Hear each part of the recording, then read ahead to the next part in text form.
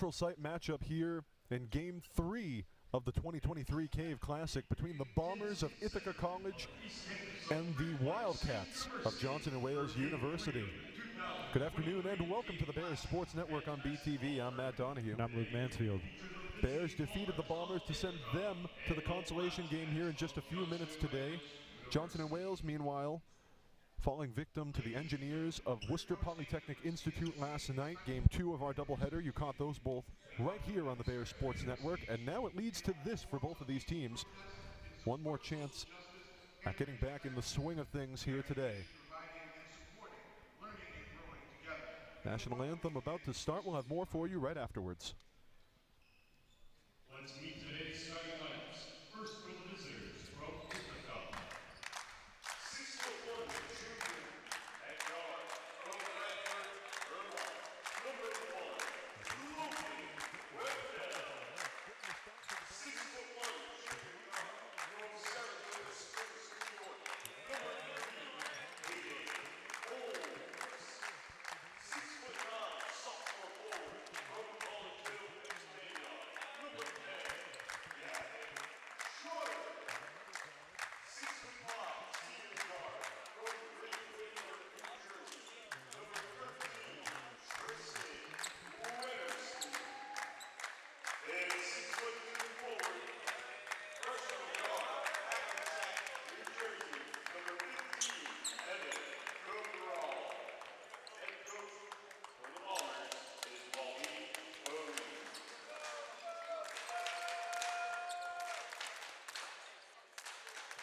And now, here's starter from Johnson & Wales University. 6'3" senior guard from Providence, Rhode Island. Number 3, Sean Duke. 6'4" junior guard from Palmer Falls, New York. Number 5, Josh Semperly. 6'5" sophomore forward from Baldwin Harbor, New York. Number 13, Isaiah Shaw Glenn. 6'8" junior forward from Delaware, New York. Number 21, Jonah Bailey.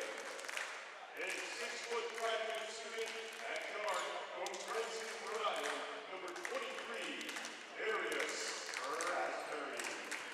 Head coach of the Wildcats is J.D. Benton.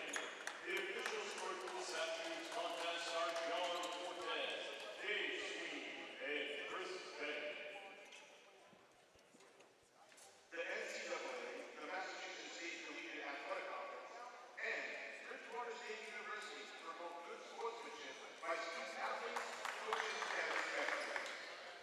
We request your cooperation by supporting the participants and officials in a positive manner. Prohibiting operation or sexist comments and any other intimidating actions directed at officials, student athletes, coaches, or team representatives will not be tolerated and are grounds for removal from the site of competition.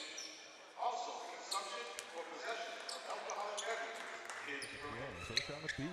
Wasting no time. Of course, we got another game later today, BSU WPI, 3 o'clock tip-off time. That one's for all the marbles here in the Cave Classic 2023. No surprise, the two big men, Schotter and Fang, tipping it off in the center. Still batted around. Bombers win the tip. Schotter corrals it, and we're underway. Cabral leaves it with Schotter at the top of the key, works it around. Aiden Holmes now back over to Wendell inside. Schotter at the right elbow. Right wing 3, rims out for Holmes. Rebound Duke. Here's Arius Raspberry looking to step back in front. Working around Cabral, gets it over to Duke. Duke trying to find a way around Tristan Wennerston, steps his way inside on the baseline, kicks it back out. Zangerly gets his pass stuffed right away by Cabral, but it's going to stay with the Wildcats. Nice defensive play there by Evan Cabral, interrupting the pass. It's going to go out of bounds off of him, but nevertheless, made a great heads-up play. We get the replay for you right there. The freshman from Hackensack came into last night's game, averaging 8 points a contest. Arius Raspberry pulls up with the mid-range jumper, no good. Here comes Wendell trying to work with a full head of steam around Duke on the baseline. Kicks it over. blows the pass. Wennerston can't corral it.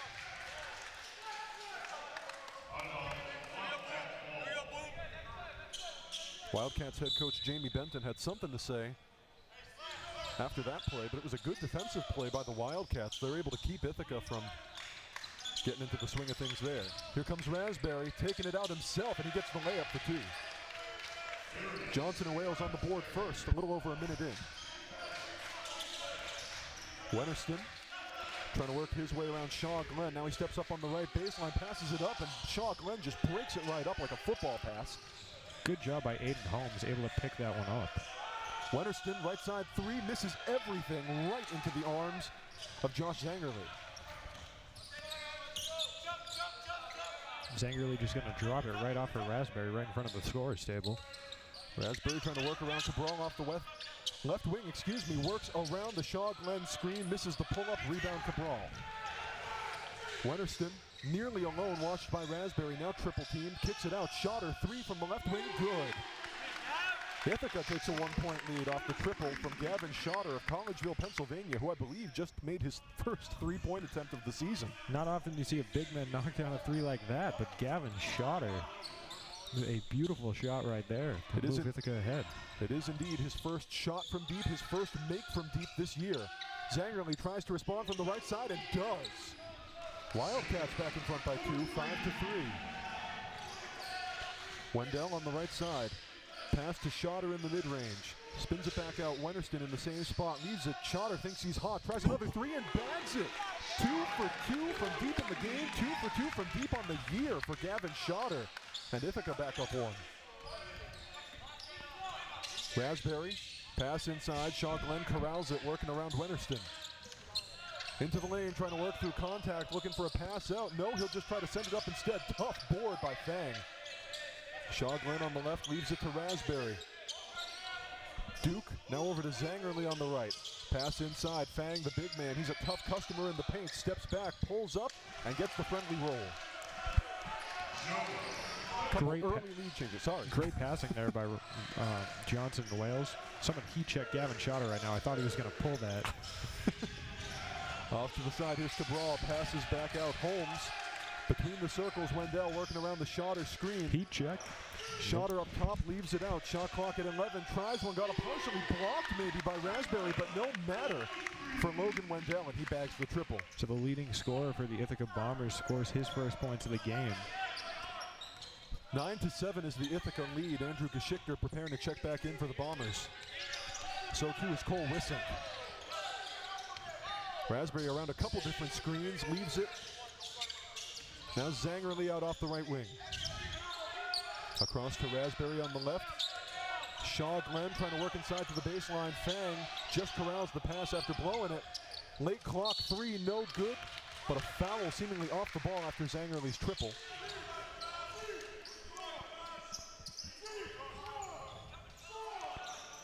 I guess it's going to be a shooting foul. Josh Zangerly stepping up to the line. Guilty party's going to be Aiden Holmes, the Saratoga Springs, New York native. Yeah, there it is. So Zangerly hits the first free throw. A little bit of a landing space issue there that I didn't catch the first time. Misses the second of three. So Aiden Holmes and Gavin Schotter are going to be the two who check out here for Ithaca. They're going to go a little small on the Bombers. Cole Wissink and Andrew Geschichter, both 6'2", will check in. Wissink from Connecticut. Geschichter from a little ways north of here in Brookline. Tied at 9 after 2 of the 3 unmade by Zangerly.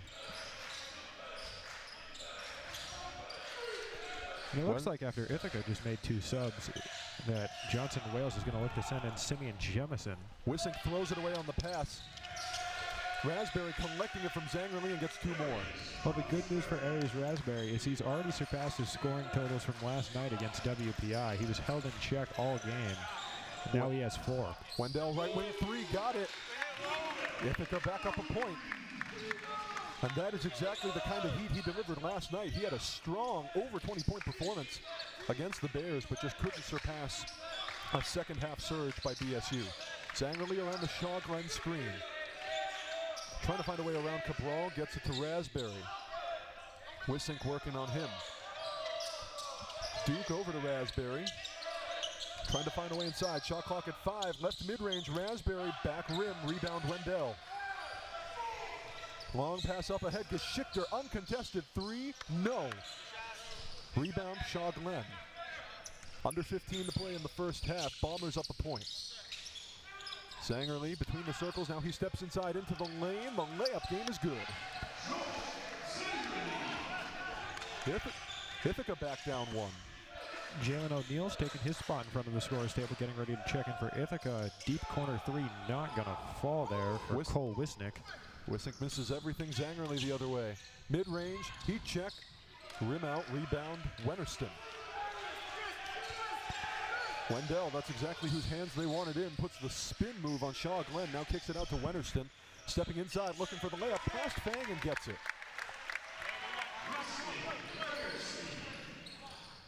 These two teams trading 2-point scores early in the paint. Good job by Wennerston working on Fang. He's got the size advantage, or the size disadvantage. Fang has the size advantage, and Wennerston just able to outbody him in the paint. Raspberry over, Zangerly, left wing 3, good. Excellent response, and now Johnson and Wales up 2. Wendell leaves it with Cabral. Back over, Wissink thought about a 3, no, now steps up to the free throw line. Aside, Geschichter moving up on the baseline, kicks it out. Wendell, triple, rattles around, in and out, rebound Raspberry. Duke, over into the corner, Shaw Glenn trying to step up the right baseline. Out of bounds, he dribbled it out. And Ithaca will get the ball after these substitutions. So a couple of substitutions coming on now. So Mike Rogers in for Johnson and Wales. Bleibtree's going to come on for Ithaca, as is Jemison. Jemison from Connecticut and Rogers from Florida for the Wildcats. That's a tough look for Jalen O'Neal, who just stepped in for the Bombers, and he draws the contact. O'Neal in from upstate New York. Ilion near Utica. Take another look at that tough contest. And also coming in, Bryce Bleibtree from Queensbury, New York, in the beautiful Adirondack Mountains.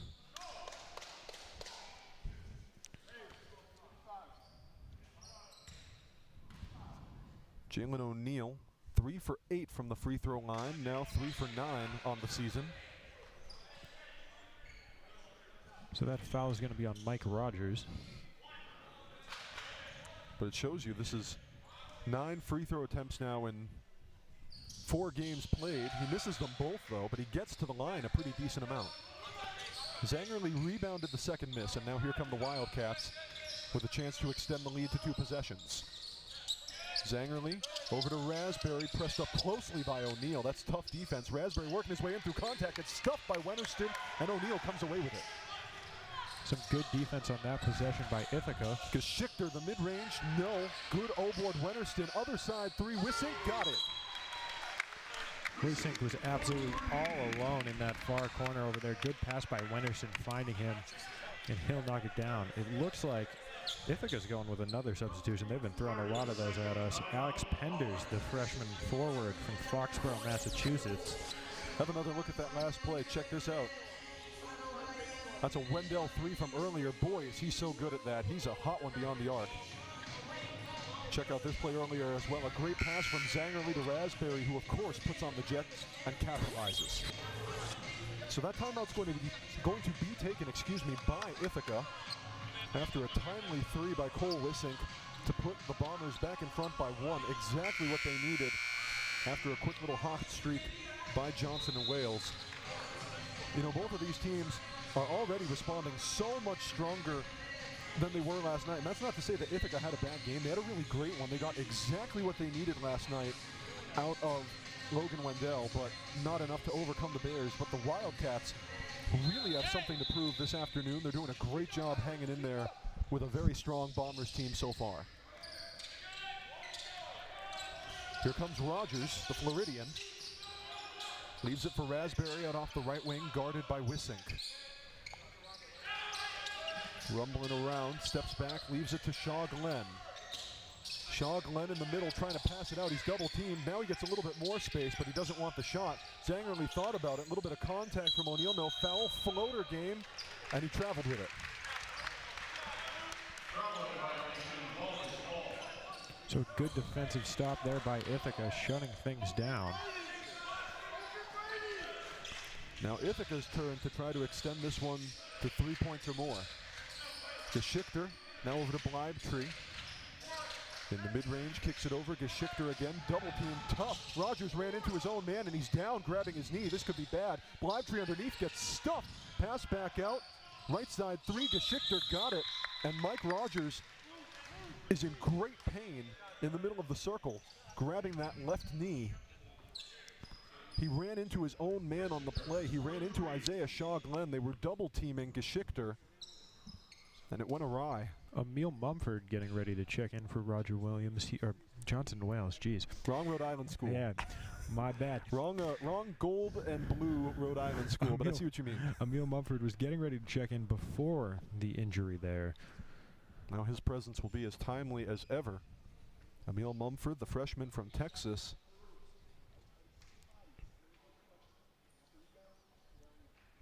Who's good for 5.7 rebounds a game, and they're going to need that. Trying to clean the glass up. The O-boards have been a little bit of trouble early for the Wildcats.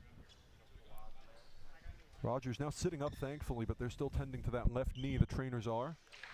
The Wildcats head coach Jamie Benton helping him to his feet and helping him gingerly off the floor. He's going to go directly back to the locker room. So hopefully all is well for Mike Rogers, as he'll leave the floor for now. Again, a tough one to give up. He ran right into Isaiah Shaw Glenn. No bad intent there at all. Just a defensive double team that didn't go the way he was looking. Johnson and Wales will take a full timeout to try to talk over how they're going to respond to this one. They're down 4 after a huge right corner three by Andrew Geschichter. And Andrew Geschichter, not a guy you want to leave alone from deep. He is now 8 of 13 from beyond the arc on the season. He's a really strong distance shooter. And that's one thing that's keeping Ithaca in this game really well early. I mean, certainly they're in this game. They're up 4 right now with a little under 12 to play in the first half. But they really pick their shots super well from 3. When you've got guys like Wendell starting and Geschichter off the bench who can hit those timely triples, that's a testament to the offensive success that Ithaca can really put together. Yeah, especially Geschichter averaging 9.7 off the bench. That's good for 4th on the team. He's been a big piece for them, and as you said, a fantastic shot from 3. He was all academic in the Liberty League last year, again an interconference matchup. Ithaca in the Liberty League, Johnson and Wales in the Great Northeast Athletic Conference. And they've both got a couple of pro scorers, Raspberry in blue and gold, and of course Wendell in blue and white. They're going to have to rely on each of them. Sorry. Looks like Bottolino's going to head out there now for Johnson and Wales as well. Assuming he's coming in from Mike Rogers, and Emil Mumford also going to come in. As he was going to before the injury. Bottolino over to Jemison. Now Bottolino gets it back, pressed up hard by O'Neal, gets it to Raspberry. Raspberry trying to work around Wissing, thought about the step back, now kicks it over to Jemison at the free throw line. Whistle and a foul on the pass over. Guilty party's going to be O'Neal. Ithaca going to send in Blake Haber. Haber, the Pittsburgh native, is going to see his first action of the tournament. It's going to be Geschichter coming off. Matter of fact, I believe Haber is seeing his first action of the season. Zangerly between the circles, nobody quite on him. Now over to Raspberry. Zangerly gets it back. Raspberry pass inside, tip. Mumford couldn't catch it. It was too high for him. And the Wildcats turn it over, down 4.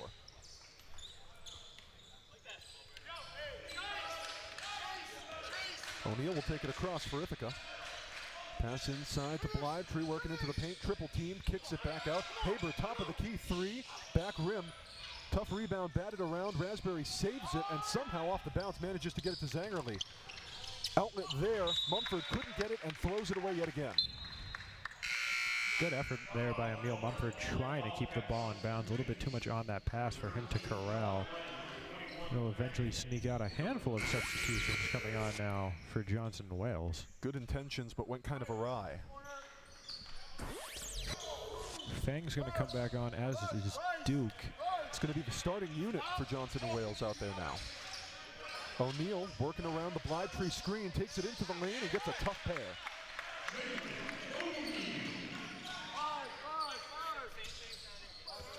Ithaca lead is 6 now, 22-16 with under 11 to play in the first half. Duke around the Shaw Glenn screen, now to Fang, who's playing well out for a guy his size. Zangerly into the mid-range, kicks it back out. Shaw Glenn, hockey pass, left mid-range, Raspberry, and he gets a pair back. That's exactly what Arias Raspberry is looking to do after a tough night last night. He scores and then he scores some more, and he's looking to get back into that rhythm today. Yeah, that WPI defense is no joke, and it held Raspberry in check. Brought his average points per game down by over 5. Blytree into the lane, leaves it underneath for Haber. Kicked out, 3 for Penders, no good, rebounded by Shaw Glenn. Penders from just up the road in Foxborough. Shaw Glenn leaves it for Raspberry, a little bit of a jersey tug, now working around a Shaw Glenn screen. Out on the left wing, Duke working around Haber into the lane, trying to find something, hits Fang. In the mid-post, trying to step around. Fang is getting dogged defensively, manages to get it to Shaw Glenn. Inside, a tough pair, no, gets his own miss, works back up, gets not quite the roll, but he was fouled.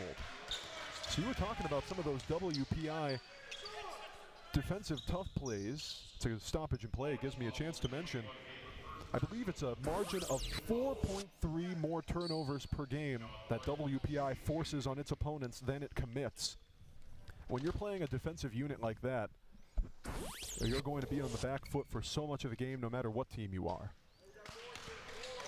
Isaiah Shaw Glenn misses the first free throw. So Wendell and Schotter are going to step back in. His sink's going to come off, and so is Penders. So Blytree, O'Neal, Wendell, Haber, and Schotter, the unit on the floor for Ithaca. That last free throw make cuts the Ithaca lead down to 3 with under 10 left to play. One possession game is a lot more like where the Wildcats want to be. Moving around, Blytree into the lane, gets stuffed by Fang. Offensive rebound, Haber. Schotter leaves it for Wendell, trying to work around Raspberry. Great scorer on great scorer. Wendell gets it back, right side 3. Rims out, rebound Raspberry. 9 to play in the first half. Raspberry pulls up for the heat check from the right wing, no good. Offensive board, Shaw Glenn working through contact, puts it up and gets fouled again. So back-to-back possessions for Johnson Wales. He's going to send Shaw Glenn to the line. Went 1 for 2 last time. And thinking about it from the other side of the ball, back-to-back possessions in which Isaiah Shaw Glenn has done an excellent job getting underneath the basket and drawing contact. First free throw is halfway down, in and out. Aiden Holmes preparing to check back in for the Bombers. He'll replace Blytree.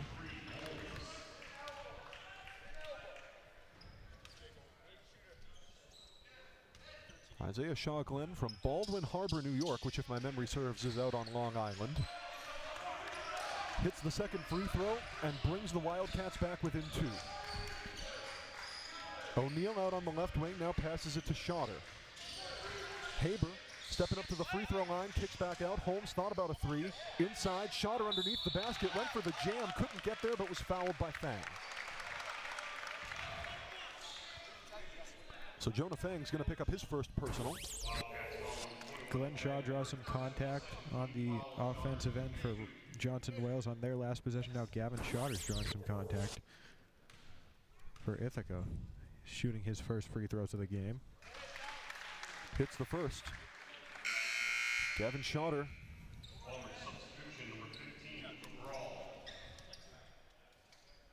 So Cabral comes back into the game for Ithaca. He started.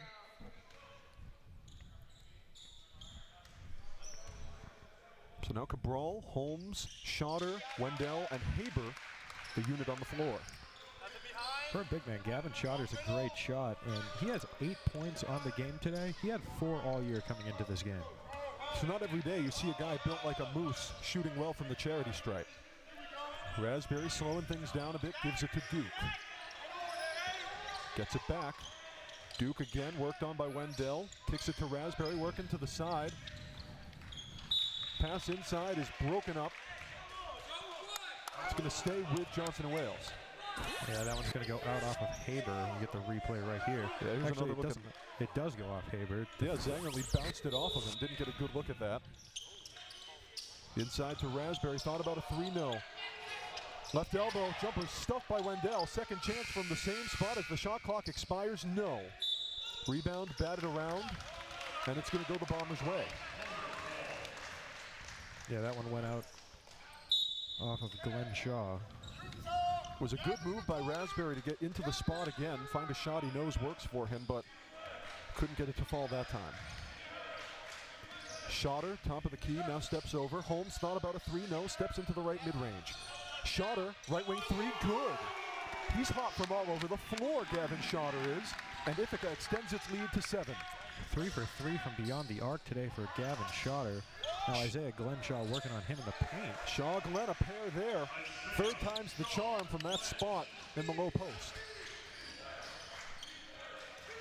Wendell stepping in, looking for the same look, can't quite get it. Batted around, offensive board, Schotter floats it up, no. Rebound, Shaw Glenn. Across, Zangerly thought 3-0, he'll step into the paint. The low post, a muscular move, but he misses it. Rebound, Holmes. Ithaca getting ready to send Wennerston back in the game in a little bit. Holmes steps out, leaves it to Wendell. Left side 3, rims out, rebound Shaw Glenn. Tipped away by Cabral, gonna rumble out of bounds. It'll stay with Johnson & Wales. Isaiah Shaw Glenn has been racking up quite a few rebounds on both ends of the ball today. You know, it's very interesting when you've got a guy like Jonah Fang out there who is good as a defensive presence, but only averages 1.3 boards a game. Isaiah Shaw Glenn, 2.7 of those. He's got 6 rebounds already. Kind of nuts to think about, and I think Shaw Glenn's going to be on double-double watch real early in this game. Schotter and Zangerly, the only scorers in double figures with 11 and 10 respectively. Arias Raspberry with 4 boards of his own, nothing to sneeze at for a guard. That rebound is going to belong to Johnson & Wales. They're going to want to talk this one over, down 5 to the Bombers. Check out those field goal numbers, pretty similar. Ithaca 9 of 23 from the floor. Johnson & Wales 8 of 19. Gavin Schotter leads both teams in scoring with 11, and he hadn't taken a 3 at all before the game today. That 3-point number is striking. 7 of 16 from the floor from deep are the Bombers. Just 2 of 3 for the Wildcats, and the Wildcats have turned it over 3 more times than the Bombers.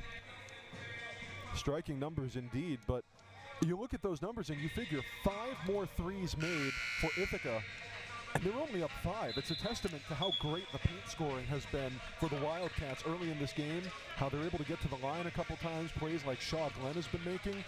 You know, they're able to get scores a couple different ways when the 3 ball isn't there. Absolutely. So Wennerston is going to come back on following the timeout here for Ithaca. Wennerston, Cabral, Schotter, Holmes, and Wendell, the unit on the floor for the Bombers. Listen, Blake Haber over to the bench. For the Wildcats, it's going to be Zangerly, Raspberry, Duke, Shaw, Glenn, and Fang, as started the game, stepping back out there as well.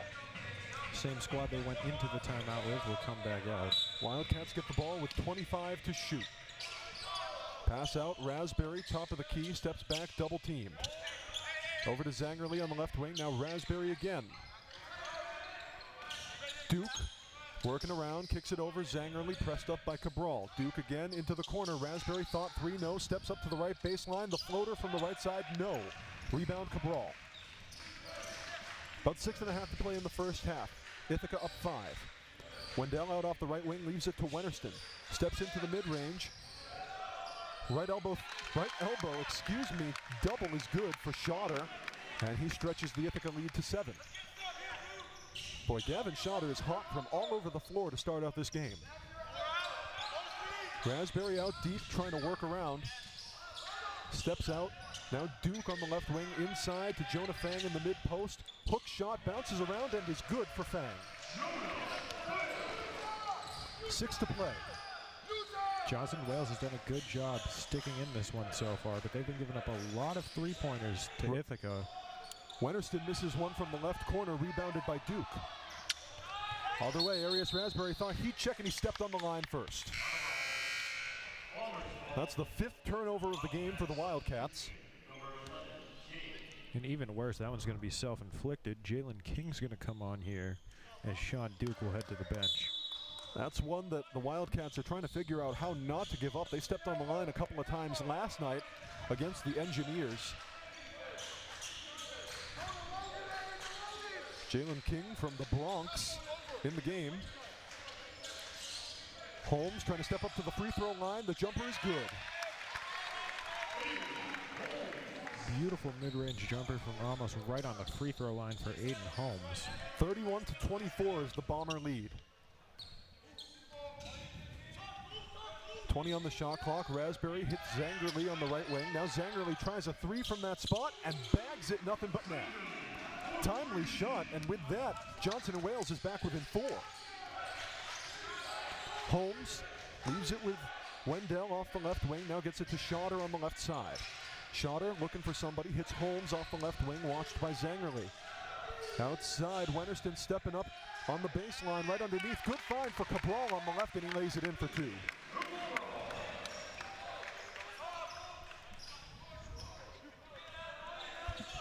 Johnson and Wales getting some more scoring, but they're going to need to find a way to really strap up this Ithaca offense in the second half and in what remains of the first.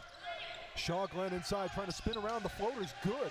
That was a tough look through a little bit of contact for Isaiah Shaw Glenn, but he makes the floater look pretty. Jay Wu back within 4. Wennerston off the right wing, guarded by Shaw Glenn, kicks it to Cabral. Wennerston back on the right side, moving along the baseline, bouncer. And Schauder can't quite handle it. Ithaca turns it over for just the second time tonight. So Sink and Geschickter are going to come back in the game for the Bombers. Aiden Holmes is going to come off, so is Gavin Schauder, their leading scorer so far. He has 13. Tough defense there, as you saw on the replay, by Zangerly and Shaw Glenn. And Isaiah Shaw Glenn already on double-double watch, like you said, 6 and 6. Shaw Glenn, the spin move, can't lay it in. Rebound to Geschickter. Pass up ahead, Wissink now hits Wendell. Wissink gets it back in the mid-range, spin around. Geschickter, hockey passing it. Cabral trying to get it to Geschickter. He can't get it at first, but corrals it. Out off the right wing. In the mid-range, guarded by King. Steps up, thought about the jumper, no, trying to draw the contact on King, and he traveled with it first. Geschickter traveled with it. And Ithaca turns it over twice in 2 possessions. O'Neal subs on, Cabral subs off here for Ithaca. Yeah, there's the travel. Jay Wu with another chance to bring this thing within a possession. King will bring it across for the Wildcats. Watched from a slight distance by O'Neal. Raspberry inside, Fang in the left mid-range, kicks it out. Floater, Raspberry rattles around, no good, rebounded by Wennerston. Wissink with a full head of steam, loses it. Zangerly picks it up. That's 3 turnovers in 3 possessions for Ithaca. Zangerly, the left wing 3. The bank is not open. Rebound to Geschickter. It looks like that one went off of the 6 foot. I'm not sure exactly. Geschickter, long 2. Bounces around, no. Rebound Fang. Jay Wu holding this thing at 33-29 Ithaca. They could bring it within a possession here yet again. Under 3 to play in the first half. Zangerly watched by Geschickter off the left wing. Steps into the mid-range, pull-up, jumper, good. Wildcats back within a pair, 33-31, and the Bombers want to talk this one over. So a couple of empty possessions there for Ithaca, and Johnson Wales able to claw back into it. He's down by 2 now with 2:34 left to play in the first. I stand corrected. This is actually a Johnson and Wales timeout, interestingly enough.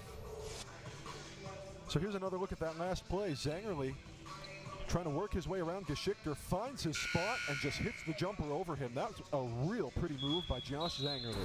With Geschichter right in his face too, absolutely knocking one down right in front of him. Well, Arias Raspberry is usually the star scorer for the Wildcats, but Josh Zangerly, no slouch at all. He averages 12.3 a game after last night. He's going to be their backup man, their go-to throughout the season, and he's proven his worth so far early here. 15 points, he leads all scorers. Schotter next in line with 13, which is super funny for a guy who's 6'9" to be hitting it from all over the floor, but boy is he. 2:34 to play in the first half. Check out those points off turnovers. Ithaca 7, Johnson and Wales just a pair, but Ithaca has turned it over 3 times in 3 possessions. O'Neal leaves it with Wennerston at the top of the key. Now back to Wendell, trying to step into the lane, looking for a pass out.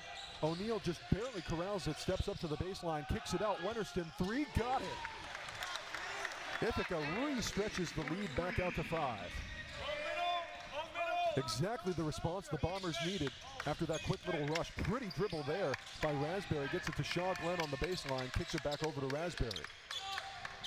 Zangerly between the circles, now to King. Raspberry takes it even further out, shot clock at 10. Zangerly off the left wing, kicks it over. Raspberry, long 3 from the right wing, rattles around, no.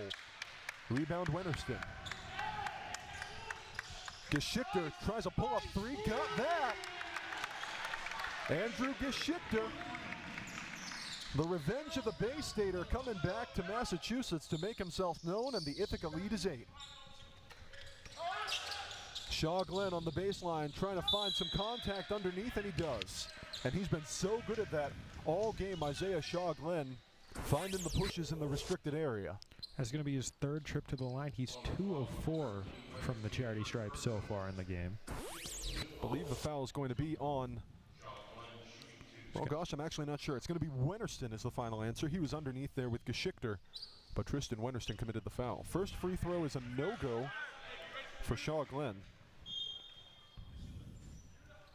Well, Shaw Glenn's been getting to the line on command. He just needs to start hitting his free throws, and this one is really going to start tilting Johnson and Wales' way. Second free throw is true, and the Wildcats are within 7. Simeon Johnson's going to sub on for Isaiah Shaw Glenn. Jemison, I'm sorry. Close enough. So Simeon Jemison from Bloomfield, Connecticut, moved over a state to play at Johnson and Wales.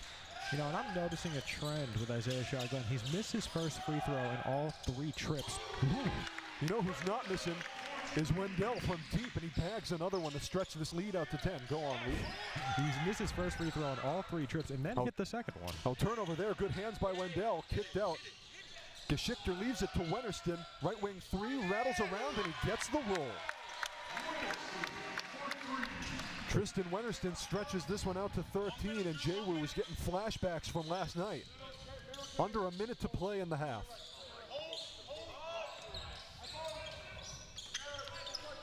Fang inside, kicks it over. Jemison, the floater, got it.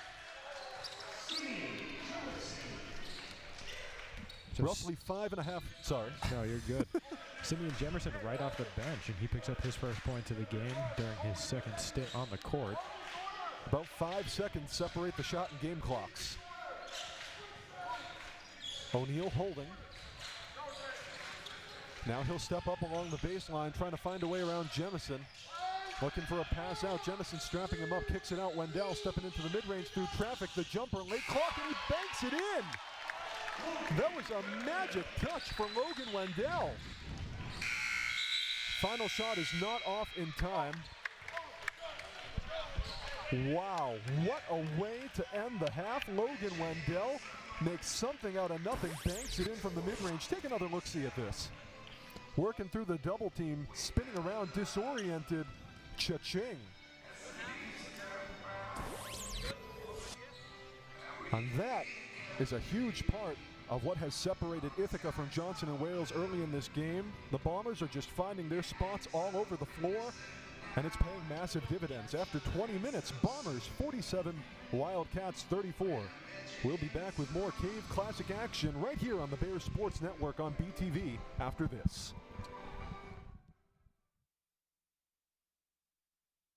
I've gotten an internship, I've been going to these great classes. I've definitely been given the ability to pursue something that's so passionate and dear to me.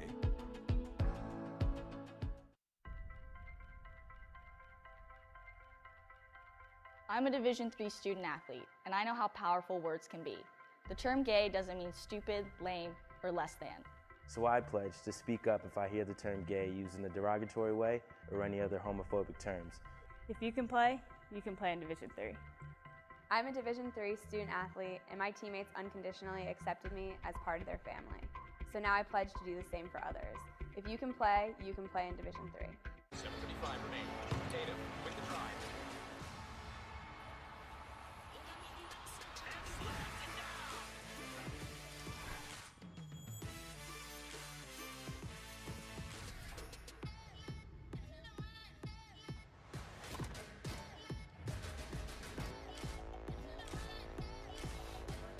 Gatorade studies the best athletes to create the most advanced range of sports fuel.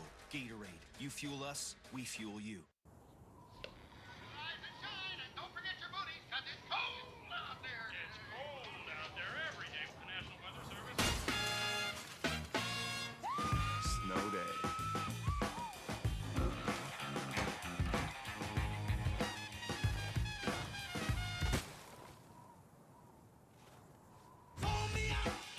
Snow day.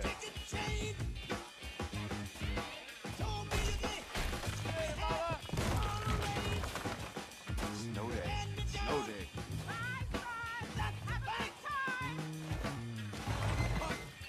Snow day. Snow day.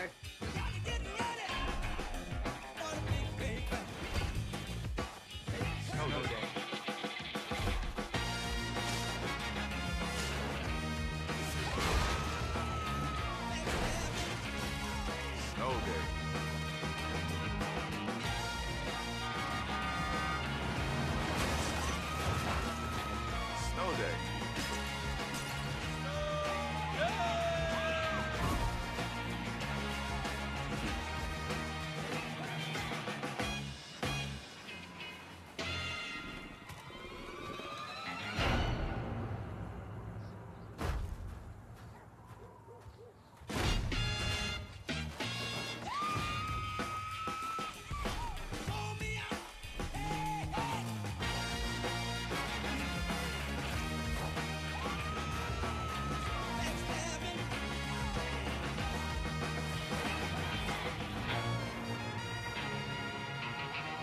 Touch.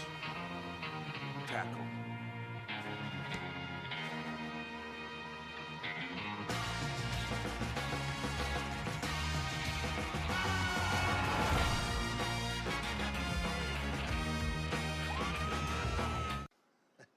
Oh, hey, just having some breakfast before the big meeting. Because great hair and dynamite breath will only get you so far, or so I've been told. You see, breakfast isn't food, it's fuel for the fire that helps Earth be the best planet in the United States. We've got breakfast for everybody. Paleo people, we got sausage and bacon. Vegan, I don't know what that is, but we got a lot of fresh fruit.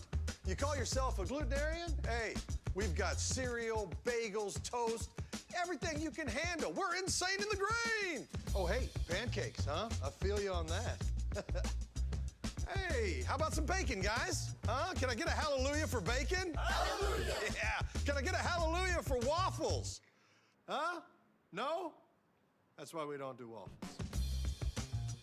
We've got it all. And to prove it, I'll post a new breakfast combo with these cool new emojicons I'm working on. Say I post a toast sandwich with 3 bowls of cereal. I call that a carbonanza. Or bacon with eggs. And extra bacon and eggs. I call that a paleo no you didn't. What do you call it? Let me know. Now, if you'll excuse me, I'm having a little me time. Ooh, yeah.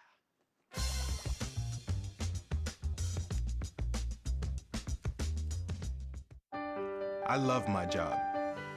Hey, Taylor. I'm there when people need me. They count on me, because I do what it takes. Whenever, Great, thanks. wherever. I don't do it for praise. I want to make them happy. I'm proud to work for an American company. I drive for WB Mason, and nobody does it better. What does a crisis teach us? We need persistence, knowledge, empathy, action. We need innovators and leaders. Education is critical. And at Bridgewater State University, we're here for you.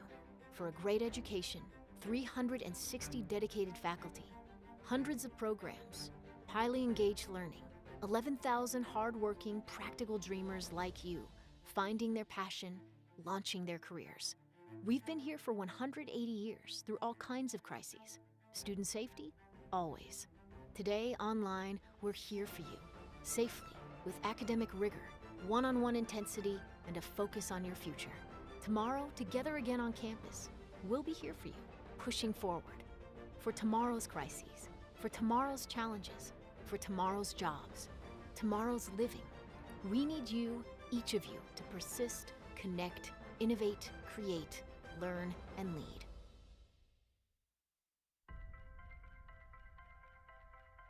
I'm a current Division III student athlete, and I remember how intimidating the first year of college can be. So if you're a first-year student athlete and nervous about coming out as LGBTQ, I pledge to stand by your side as your ally. If you can play Division III. We are Division III student athletes, and you can be too. If you can play in Division III.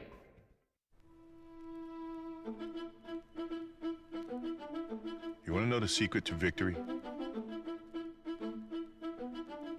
Fail to make the varsity team.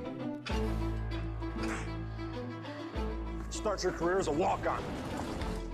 Go 3-13 your rookie season. Lead the league in interceptions.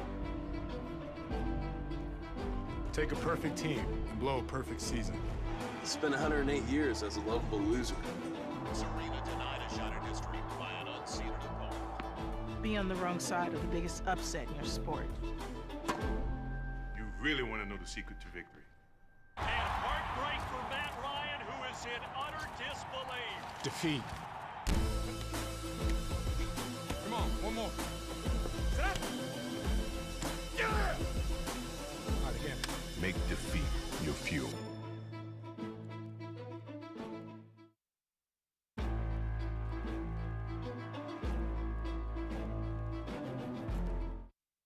A billion people tuning into the match between...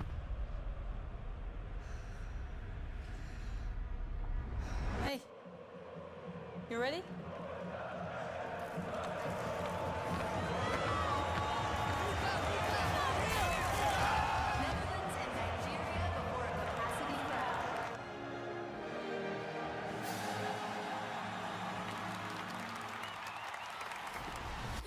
You're not done.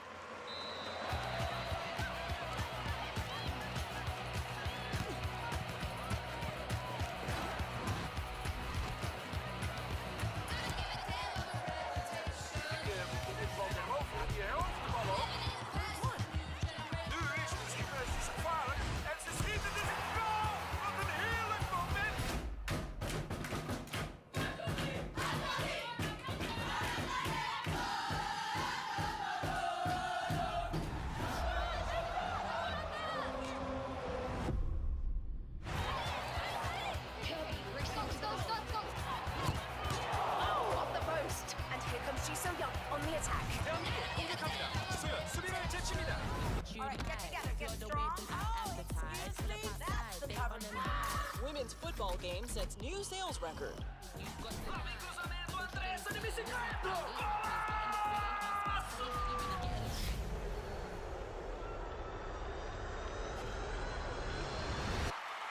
Wangchuan rocks the world yet again. Biggest turnout ever seen in sports. How does it feel?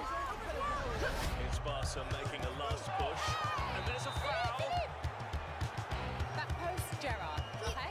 Big opportunity for coach Alex Scott and the team. PK! Round the back! Coutinho to PK. Goal! The league's first female coach makes history. Keeper fires to Dunn.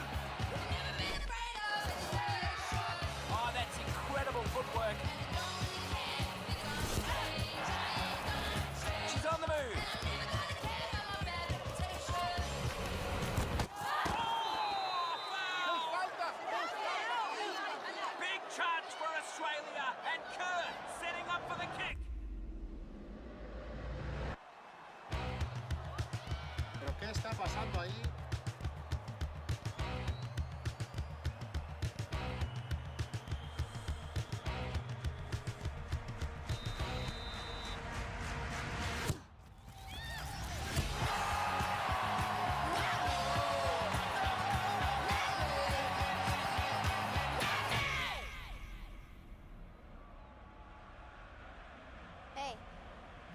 ready?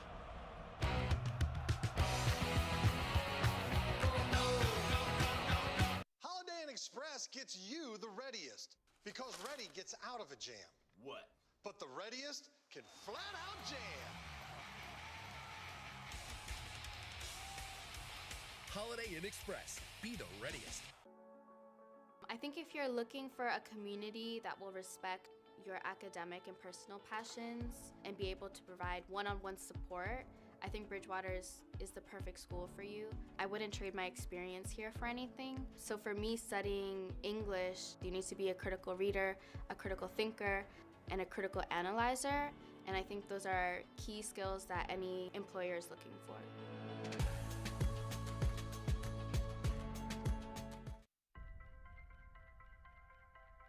I'm a Division III student athlete, and I believe that everyone should be educated on LGBTQ issues.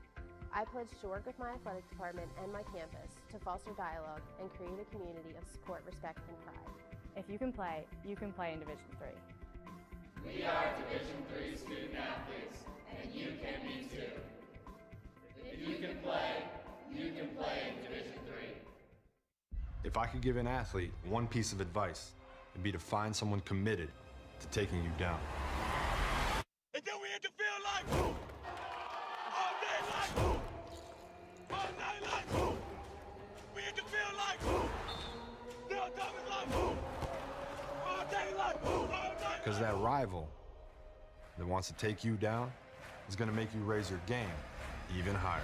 All day like boom. All night like boom. So we're back here from the Adrian Tinsley Center. I'm sorry. No, you're good. You're good. You weren't Matt, saying too much that I wasn't going to say anyway. We have some stats in front of us, Matt, and I think they're pretty telling. Both teams shooting 50% from three, except Ithaca's taking 22, and Johnson and Wales has taken 6. And I think that's probably a huge part of the difference. I mean, you look at some of the other stats, and they're all pretty similar. Ithaca's leading in points off turnovers, but the turnover game hasn't been all that crazy. Ithaca's been making a lot more of them. Johnson and Wales getting to the free throw line a little bit more, but you're right, Luke, that 3-point field goal stat, it's just kind of astonishing. Everything else at least pretty much tracks except for the points off turnovers, but that's just stunning. And that is what really has built up this 13-point Ithaca lead that we have here as we start the second half. It's the consolation game of the 2023 Cave Classic here on the campus of Bridgewater State University. You can catch the championship game just after this at 3 o'clock. The hosting Bridgewater State Bears taking on the Engineers of WPI. But first, we got this last chance at a little bit of glory here in the Cave Classic. Well, those numbers are pretty striking, and that pretty much tells the whole story. Johnson and Wales is still trying to get some of their hottest shooters going. Josh Zangerly leads all scorers with 15, but a couple others still yet to wake up for Johnson and Wales, notably Arius Raspberry. He had a tough night last night. A double-digit scorer on average. Try saying that 5 times fast. But he was held to 3 points last night. He has 6 in the first half today. The Wildcats are really going to have to get him going if they want to stay in this game. Absolutely. He's a big part of this team on the scoring and the graduate student. He's done a good job rebounding, at least 4 rebounds, which is nothing to sneeze at for a guard, let alone a guard who stands just 6 feet tall. He's been able to get the boards. He's gotten help, as we mentioned, from Zangerly, from Isaiah Shaw-Glenn, who's contributed with 7 points and 6 rebounds of his own. But Schotter and Wendell, 2 of the starters for Ithaca, have just been tough customers all over the floor, particularly from beyond the arc. Johnson and Wales is going to have to try to stop up that 3-point shot if they have a chance of staying in this one. Wildcats get the ball to start out, and it'll be Raspberry indeed. Final 20 of this game underway. He's going to be out there with Fang, Shotgun, Zangerly, and Duke. For Ithaca, it's going to be their starting unit. Holmes, Schotter, Cabral. Right side 3 is no good for Raspberry. Wennerston and Wendell, of course, the other 2 on the floor for Ithaca. Wendell on the right side, gets it to Schotter on the baseline, kicks it back out. Wennerston on the right, over Duke, passes back. Schotter thought 3, said no. Hockey passing around, now here's Holmes on the left. Cabral into the paint, kicks it out. Schotter, right wing 3, he's been hot from there, but he misses that one. And a tough rebound corralled by Isaiah Shaw-Glenn, and he gets fouled in the process by Evan Cabral. It's been the bread and butter for Isaiah Shaw Glenn. That's his seventh board of the game, and he's going to be on double-double watch throughout this half. 7 points to go with that. Cabral picks up the personal on that one, his first. Underneath, Zangerly, the lay-in is sweet along the right baseline. Ithaca now leads by 11. Holmes, working around Duke, steps up to the elbow, kicks it over Wennerston. Now Zangerly in the mid-range, pass back out. Holmes, dump inside. Wennerston stuffed by Fang. Cabral, the offensive board, stuffed again. This time, it's Schauder who gets put away by Jonah Fang, but there's a foul on the play. Take another look at this sequence right here. This is stunning. Jonah Fang, the big man. 2 huge blocks. Second one's a foul, though. Yeah, it looked like he got a piece of Schauder's right hand going up for that block, and that'll send Gavin Schauder to the line. He has 13 points on the game so far. Jonah Fang has averaged over a block a game for each of the last 2 seasons, and you see exactly why on that sequence. As Schauder hits the first free throw. This is his second trip to the line today, and he's 4 for 4. Perfect so far, and the Ithaca lead is 13 yet again. Duke on the right side, stepping to the baseline, blows a tire, out of bounds, last touched by Ithaca. And Ithaca head coach Waleed Fareed can't believe the call. Neither can his assistant Matthew Smith. Yeah, I think they're going to say that one went off of Aiden Holmes. He was the closest person to Duke. See the replay right there. Duke to trigger in, gets it to Raspberry. Working around, Raspberry finds Zangerly off the right wing. Kicks it over, Duke stepping inside on the baseline. Stops and starts underneath to Raspberry. Kicks it out, Zangerly, right side 3, got that. And Johnson and Wales back within 10. Timely shot by Josh Zangerly. He's had a couple of them so far in this half. And that'll put him at 20 for the game. Zangerly, a steal there, read the pass well, breaking the other way. Trying to draw the charge was Holmes, but he can't. It's going to be a blocking foul, or will it?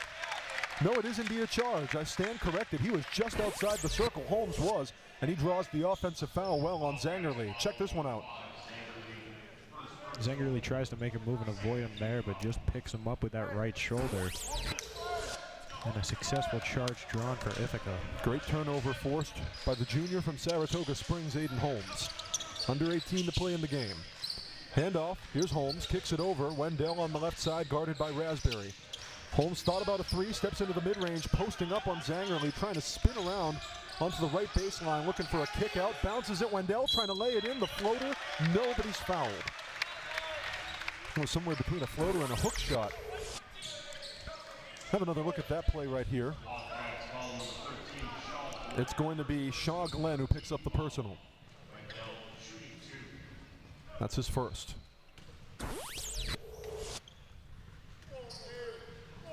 So Logan Wendell, a 73.7% free throw shooter, hits the first. Ithaca lead back up to 11. You know, both of these teams, it's been kind of a game of runs, certainly, back and forth. When Ithaca's been hot, they've been super hot. When Johnson and Wales has been hot, they've given Ithaca a good scare as Wendell hits the second free throw. It's going to be interesting to see how Jay-Woo can respond to this most recent run. Wennerston manages to save it. What a steal off the inbound. Cabral, left side 3, no. Tough rebound batted around. O-board, Wendell puts it up, and the floater is good this time from just outside the restricted area. That was a great defensive sequence, turned offensive sequence there for Ithaca. Josh Wennerston barely keeping the ball in bounds. Raspberry full head of steam, throws it up, can't get the roll, but he's fouled. Foul's going to belong to Wennerston. Have another look at this sequence. When Arias Raspberry gets a full head of steam going, plowing down the court, there's no telling what he can do. Raspberry 9 for 12 from the charity stripe to start the season. One of the better free throw shooters on this team, and he makes the first.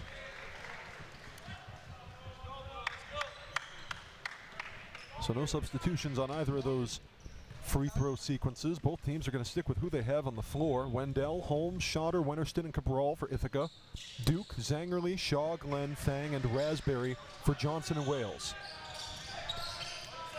Raspberry hits both, and the Wildcats are back within 12. Cabral getting pressed up early by Zangerly. That's tough defense. He has to stomp a little bit, leaves it to Schotter. He can't corral the pass, but Wendell can. Steps to the right side. Wennerston to the free throw line, dogged by Shaw Glenn, kicks it out. 17 to play in the game, 7 on the shot clock.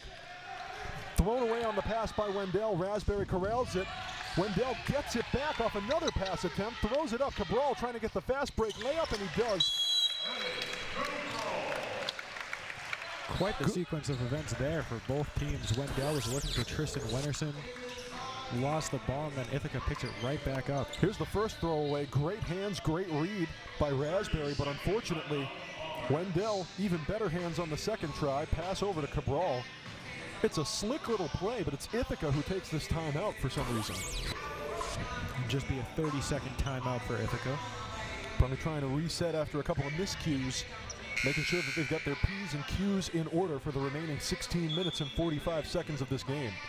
Zangerly leading both teams with 20. Wendell and Schouter right behind him with 15 apiece. Isaiah Shaw Glenn with 7 points, but 7 rebounds to go along with it, including one in the first few minutes here. Well, you certainly can't say that some of these guys in blue and gold are failing to contribute for Johnson and Wales today, but there are a couple of their shooters who they need to wake up if they have a chance of staying in this game. Duke to trigger in from the baseline for JWU. Trying to find Raspberry, gets him on the pass, and now Raspberry tearing off. Pass to Zangerly, stop short, out off the left wing. Raspberry around Cabral. Pass to Zangerly again, same spot. Zangerly dribbling around, steps into the mid-range, tries the jumper, front rim. Board corralled eventually by Holmes. Cabral pass over the full court press. Wendell spinning around on the baseline, trying to find a pass out. Shaw Glenn is dogging him, good block there. Not sure if it was Shaw Glenn or Fang, but somebody stopped him right up. Here come the Wildcats.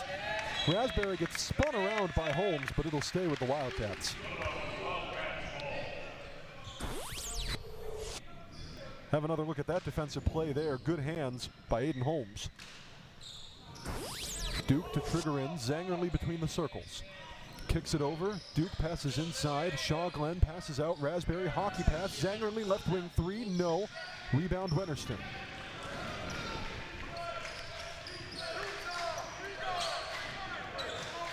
Bombers trying to slow things down a little bit. Here's Schotter, top of the key, hits Cabral, steps up to the free throw line, now on the right baseline, throws up the layup, nobody's fouled.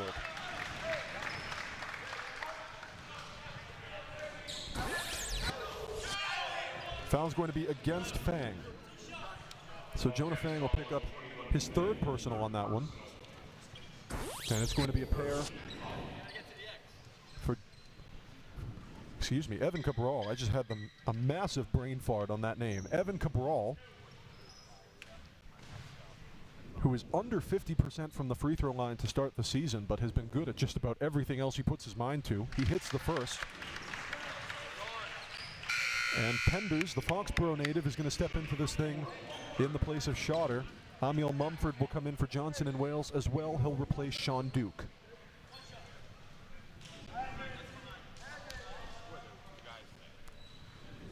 Well, there certainly is no lack of intensity here in the early minutes of the second half for either of these teams. They're making the plays they need to, but it's a matter of a shot falling or not falling, as the second free throw is a miss for Cabral. Rebounded by Mumford. Raspberry. Now Zangerly between the circles, steps up to the left elbow. Now he's spun back by Holmes. Out off the left wing, trying to spin around. Holmes is pressing him well. Now Raspberry will take a breather. Raspberry around a Mumford screen, up to the baseline. The floater, bank shot, no. Rebound is batted around and saved by Holmes into Penders. Wendell pulls into the left mid-range, now stops up. Holmes now between the circles. Cabral stepping over to the right side. Wennerston, right wing. Holmes, left wing, stepping into the lane, trying to work his way past Raspberry, gets stuffed again. Mumford jumped up for that one. There's a foul on the play, and a couple of bodies hit the deck. going to be Fang and Raspberry hitting the floor for Jay Wu. Mumford was in the neighborhood, but it was Fang, who made that huge stop there and took a tremendous fall to go with it. He's going to head over to the bench, actually, on this one. Simeon Jemison will come in his place. Wendell to trigger in from the baseline for Ithaca in their own end. 11 to shoot. Put right up. Penders, the bank shot is good from the side.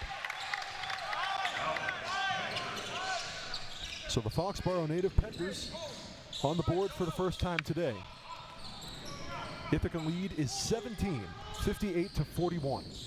Under 15 to play in the game. Zangerly between the circles working around. Geschichter steps up into the lane. The floater is back rimmed, rebounded by Wennerston.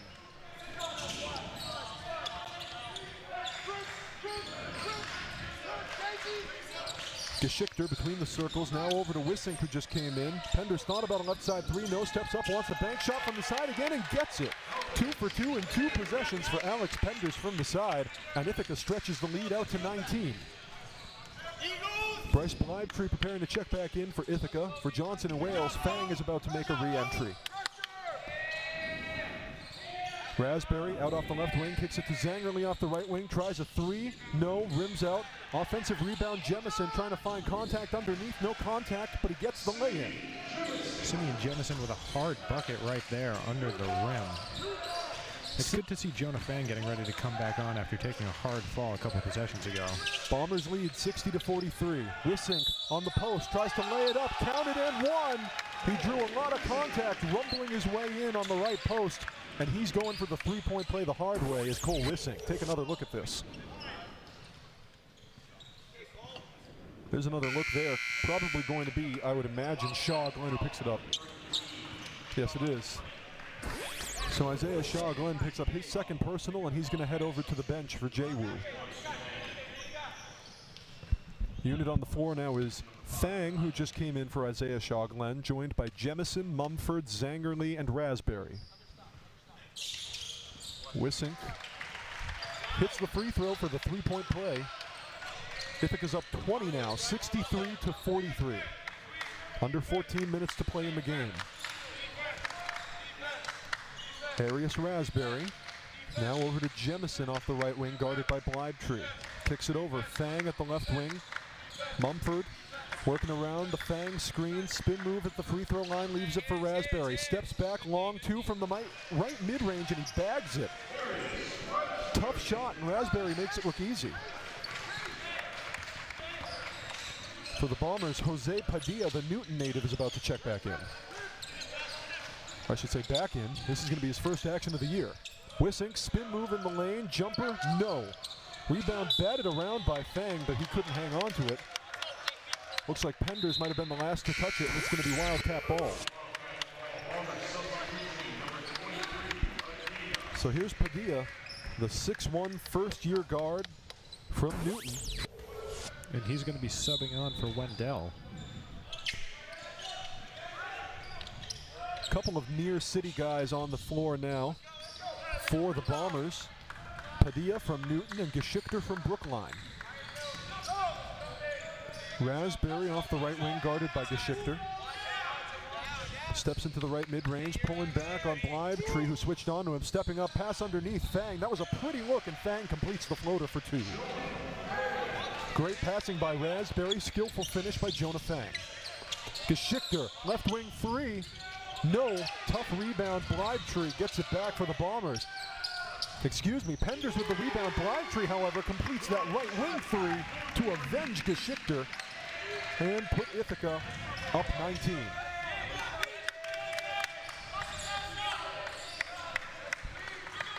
Between the circles, Raspberry working on Padilla. Kicks it over to Zangerly off the left wing. Fang on the left side gives it back to Zangerly, who takes a full head of steam over, kicks it aside. Raspberry right mid-range, misses everything except the backboard. Mumford diving for it, but Blybetree comes away with it and gets it to Wissink. Wissink ahead, underhands it back. Blybetree right wing three again, misses everything this time. Penders saves it, gets it into Geschichter. That was a tough move. Padilla inside, Blybetree in the lane, trying to work through some contact. Doesn't draw it out of bounds, last touched by him. And Wildcats are going to get this possession, forcing a key turnover after a big three by Bryce Blytree. Take another look at that last play, though. Couple subs on here for the Wildcats as well. Mumford's going to come off. On comes Bottolino. And Duke will come back on in place of Simeon Jemison. Chris Bottolino, the Cape Cod native, spent some time on the floor in the first half. Aside, Duke working up the baseline from the right, trying to muscle it up, getting stopped up by Penders. Penders able to grab it away from him, and Ithaca coming the other way. Wissink stops up to try to shake off Duke. Now outside off the right wing, leaves it for Padilla, who's between the circles. The freshman working on the grad student Raspberry. That's a tough assignment. Padilla trying to work around Raspberry, kicks it aside. Geschichter, left wing three, got that. Andrew Geschichter can be lethal from beyond the arc. He proves it again, and Ithaca's up 22. 3 3-pointers on the day for Andrew Geschichter. Raspberry stops short, kicks it aside, gets it back from Bottolino. Pass inside, Jonah Fang trying to lay it up and gets the toilet bowl roll for 2 more. Padilla on the left side, watched closely by Bottolino, steps back on him. Now between the circles, Wissink trying to step into the lane, lay it up to a lot of contact. And a late foul called as Cole Wissink tried to muscle his way up to the cup. That one's going to go against Zangerly. Jalen O'Neal about to check back on here for Ithaca. Freshman's seen a decent amount of time playing today. Cole Wissink has hit both of the free throws he's attempted so far this year. Hits the first of 2 right there, the sophomore from Woodbridge, Connecticut. He's been a valuable option off the bench, averages 6.7 points a game. Ithaca's happy to have him. He can make some key plays at the point.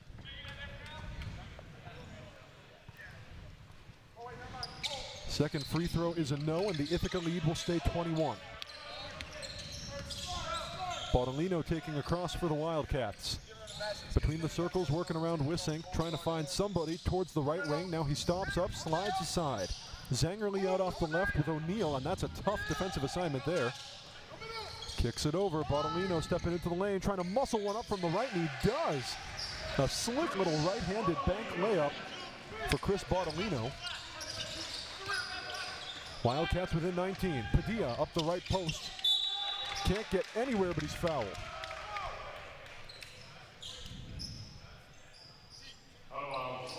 No, I stand corrected. He took it out of bounds. It was last touched by Johnson and Wales, so Padilla's possession for naught, you see there.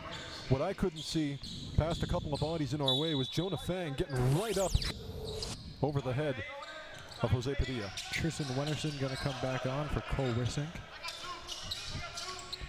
O'Neal, the Euro step, tosses it up. Everything but the bucket. Rebound Raspberry. Other way, slick move, nearly uncontested layup for Zangerly. Wildcats within 17 now, showing signs of life. O'Neal off the left wing, double teamed. Strong double team. They're giving him business. He doesn't know where to go, has to pass to Padilla. Raspberry switched on to him and forced him back out a ways. Under 10 to play in the game. 9 on the shot clock. Wennerston at the left elbow trying to spin around. Free throw line, jumper, no. Rebounded Bottolino. 70-53 is the Ithaca lead. Bounce pass, Raspberry off the left side. Trying to work around a Fang screen, now kicks it back over to the side. Bottolino steps up to the right wing, tries a 3, rims around, no good, rebounded by Blytree.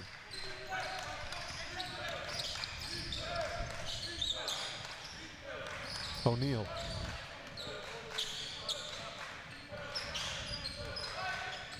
Working around the Wennerston screen, kicks it aside. Schotter now back up top. Wennerston kicks it to the right this time. Blytree working around the Wennerston screen. Schotter near top of the key, 3, bags it. He has been so dangerous from outside the arc. He is capital F feeling himself, and Ithaca goes back up 20. Gavin Schotter with 18 points on the game. I wish we could show you a replay of that gunslinger move Gavin Schotter was just showing us. Let's get another look at this last play here. You got a couple that we're showing you, as a matter of fact. A tough putback for Simeon Jemison, on one end. Big three for Blindry on the other. And Geschichter, of course, who's been hot from beyond the arc. Bodolino, that tough layup a couple of plays ago. You see that right there. And this last move right here, Gavin Schotter, who's had everything he wants from three today. This is exactly what you're looking for from a guy like that, from Gavin Schotter, who's not always a volume scorer, but you can always find some kind of use for him. This guy averages 1.3 points a game. He had not taken a three before today's game. He's now 4 of 5 from beyond the arc this afternoon. It's ludicrous. Absolutely insane game from Gavin Schotter. He leads all Ithaca players, I should say, with 18 points. Zangerly leads the way on the floor with 22. He's been very productive getting the start today for Johnson and Wales. Wendell behind the two of them with 15.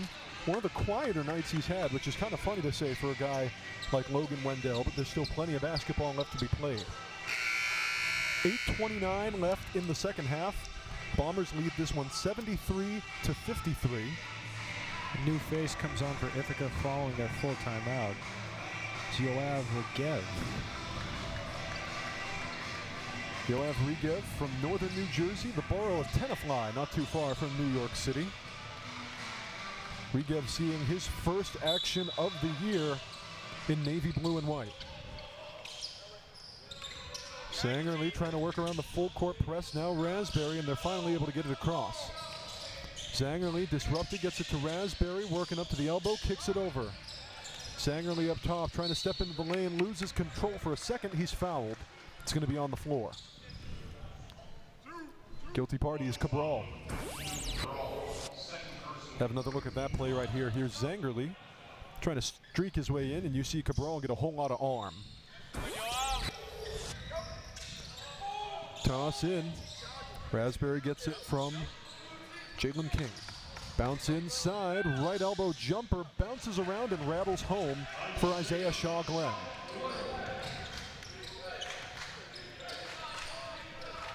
Ithaca 73, Johnson and Wales 55. Cabral to the free throw line, kicks it aside. Wennerston, left side three, got it. Not always the best three-point shooter, but he bags a huge one right there to stretch the Ithaca lead to 21. King, runner in the lane, no go. Offensive rebound, Fang passes it back out. Raspberry prevents the backcourt, but throws it away to Cabral. Cabral breaking the other way, one-on-one, the left-hand layup, and he gets that. And the last 30 to 40 seconds or so have been all Ithaca all the time. Take a look at that three-point disparity. 15 for 30 from the floor. They're hitting half their three-pointers are Ithaca. Johnson and Wales has tried only 11 and hit only 4. King now back out to Raspberry. Zangerly, pass inside, dump off underneath. Fang, the layup is good. What a great find by Isaiah Shaw Glenn. And as you were another steal off the inbound again. Raspberry counted and one. You were just talking about those three-point percentages for Johnson Wales. Check out that one. That was just lazy basketball. They've only made 4, and all 4 of them have been Josh Zangerly. Kind of funny to think about. Great steal, though, by Raspberry there, capitalizing on a little bit of carelessness by the Bombers. And he's looking for a three-point play the hard way with just over 7 to play in the game. Makes the free throw. And Johnson and Wales within 18. Pass there is blown. Cabral couldn't corral it from Regev. Have another look-see at this. Just a little bit too far. So Johnson and Wales, King will get to trigger in Ithaca territory. King looking for his man, finds Raspberry out off the left wing. Pass over, Zangerly thought about a three, now he'll try one a little further up and he bags it. Fifth three of the game for Johnson and Wales. Fifth three of the game for Josh Zangerly. And suddenly the Wildcats have changed the complexion of this one a little bit. They're within 16, down just 78-62 after being down 21 moments ago. And we still got a lot of basketball left with just under 7 minutes left to play. That last three is going to put Josh Zangerly at 25 points on the game. Like you said, 5 of those coming off. It's actually going to be a long two. I stand corrected. His toe was just on the line, but a timely basket nonetheless for Josh Zangerly. And you take a look at those turnover numbers. Just one more turnover for the Wildcats than for the Bombers. So that's not all of what's doing it. But the points off turnovers are astonishing. Ithaca has turned the Wildcats over 10 times and gotten 18 points off of it. Wildcats just 8 points off of those 9 Ithaca turnovers. They're getting less than a point per turnover back. So some numbers that Johnson and Wales are going to have to tick up on. And the scoreboard has been changed. They are going to call that last Zangerly shot a triple.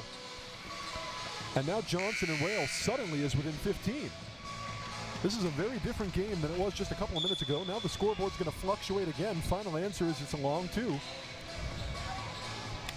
2 or 3, it's a timely shot by Josh Zangerly. Wildcats now down 16, 78-62, with 6 minutes and 52 seconds left in the game. Zangerly's had himself a game. 9 for 16 from the field, 4 for 7 from 3, 2 for 3 from the free throw line, and 24 points so far. Wennerston to trigger in from the baseline at his own end. Trying to find O'Neal, gets him. Full court press for Jay-Woo. Cabral takes it across, trying to break fast to break the press. Pass aside, good look to Regev, steps back, the jumper is true.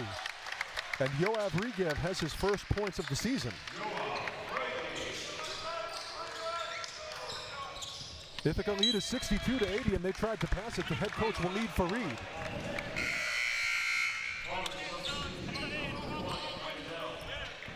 Good heads-up play by him, getting in front of that, not letting it touch the scorer's table. It's actually going to have been tipped out by Johnson and Wales. So Ithaca will start out in their scoring end. Pass inside to Wennerston, nearly taken away. He gets it back after the miscue, trying to work through contact. The left-handed layup, no, but a foul. It's going to be a blocking foul on Fang. Get that replay for you right here. It looks like he gets a piece of Wennerston's hand. That's going to put Fang in foul trouble. It's his 4th personal with 6:26 to play in the game. Wennerston's going to take 2 here. First is a no. A reminder that after this game at 3 o'clock, you're going to be able to catch even more basketball. The hosting Bridgewater State Bears and the Engineers of Worcester Polytechnic Institute taking each other on in the championship game of the Cave Classic. That's right here on the Bears Sports Network on BTV. Wennerston misses both. Raspberry between the circles, trying to work around O'Neal. Puts on the Jets, gets right past him, bounce pass inside. Shaw Glenn looking for the fake out, and he gets it. 2 more for Isaiah Shaw Glenn. And he's going to cross double figures. That's 11 points. 6 minutes in the game. 3 from the right side. Wendell, good. And what else did you expect from Logan Wendell? Huge response. Now 18 points for him. The Ithaca lead is 83-64. Zangerly along the baseline trying to step up underneath, work around Wennerston. The spin move misses everything. Wennerston the board. Cabral leaves it for Wendell. Wendell stepping up on the baseline, trying to find his pass, dump underneath for Regev, and he finishes. So in his first action, his first collegiate action, Regev, he's got 4 points. Not so bad for the Garden Stater. Duke trying to get it across, finally passes it to Shaw Glenn. Raspberry aside, Zangerly alone on the right, misses the 3. Rebound Wennerston. And Tristan Wennerston's in double figures in the rebound category. That's his 11th to go with 11 points. Only double-double on the floor so far. O'Neal, left side 3. No. Rebound Zangerly. He's doing everything for the Wildcats today. Zangerly, heat check long 2. Nope, off back iron, rebound O'Neal. And Jalen O'Neal will slow things down a bit, aside to Wendell.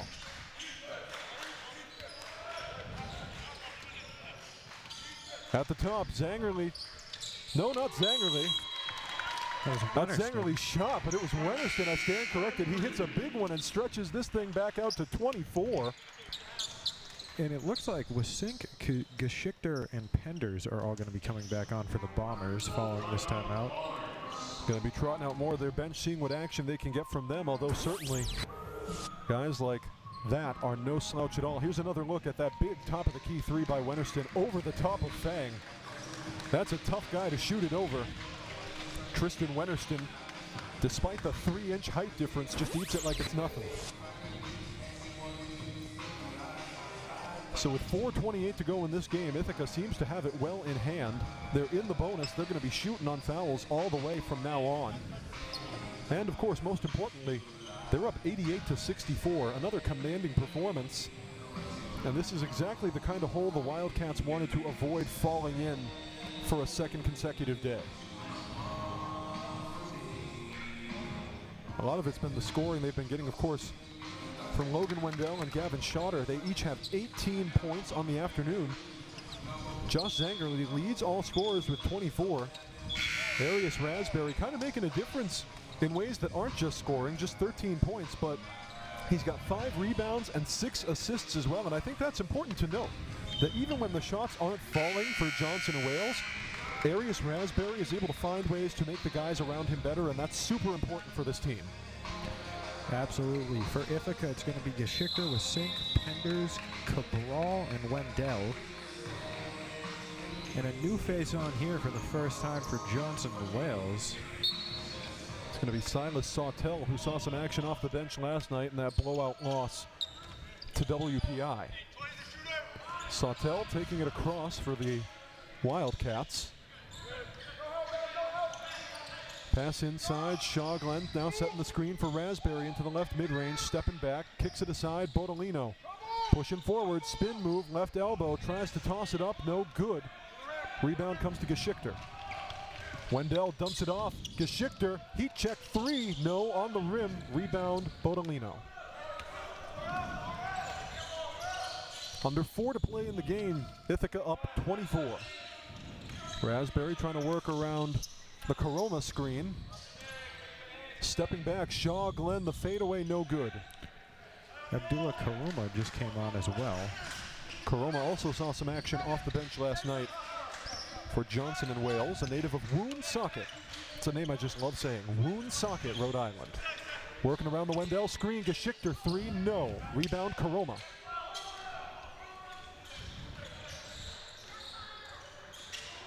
Raspberry, heat check, left wing 3, no. Offensive board, Karoma, and he puts it back for 2.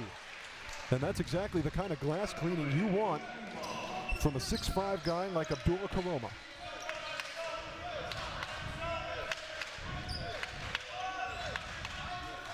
Cabral between the circles, now over to Penders, gets it back. Cabral trying to spin around Karoma, who fouls him.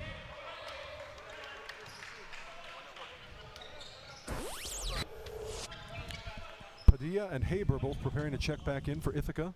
Zangerly and Duke preparing to re-enter for Johnson and Wales. So 3 of those 4 will come in, save for Padilla. He looks like he's set to come in after Cabral's free throw here.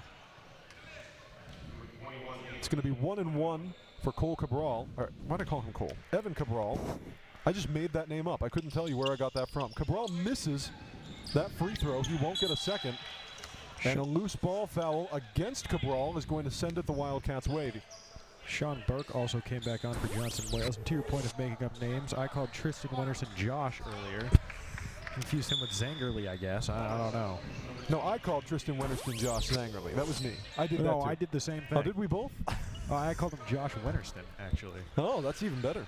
Yeah. Put some respect on these guys' names. They're playing hard out there. Least we can do is get some names right.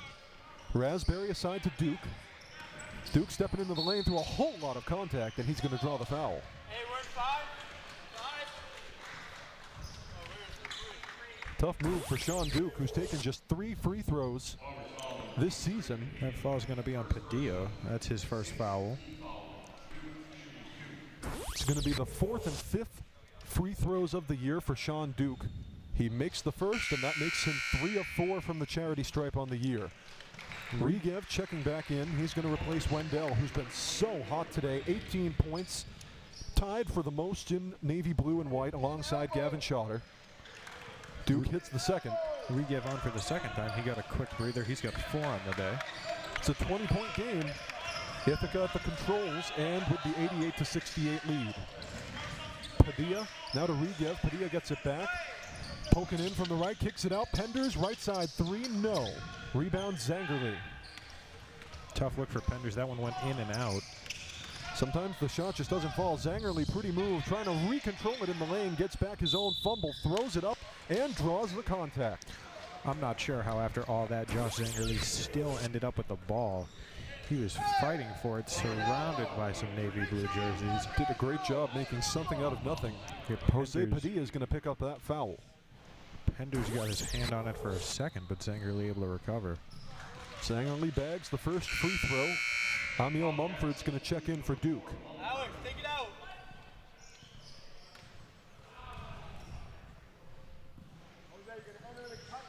Zangerly makes them both. It's points 25 and 26 on the day for Josh Zangerly. He leads both teams in scoring. And yet still finds himself in an 18-point hole with 2 minutes to play. Padilla over to Penders at the top of the key, watched by Mumford. Inside, Regev looking for the layup, stuffed by Koroma, but a foul. Boy, those two just got big air. Take another look-see at this. Abdullah Koroma puts on the moves, but gets kind of nothing but arm. And it's going to be a pair of free throws for Yoav Regev. Would you believe that these are the first free throws Yoav Regev has shot this season?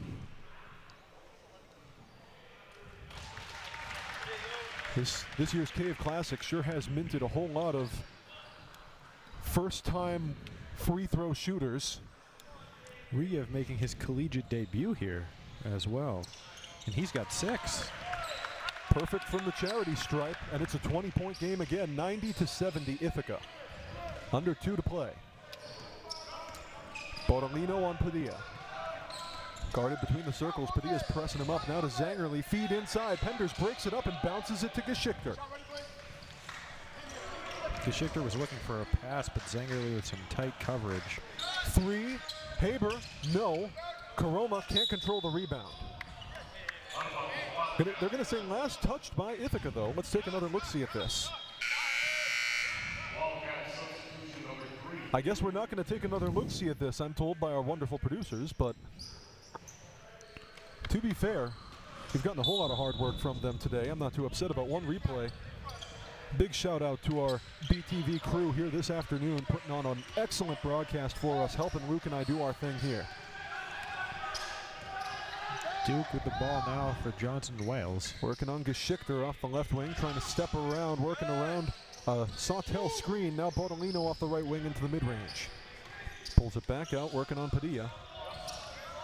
Bortolino, the side to side, trying to muscle his way into the lane. Pass out, Sawtell, late clock, right wing 3, no, bouncing around.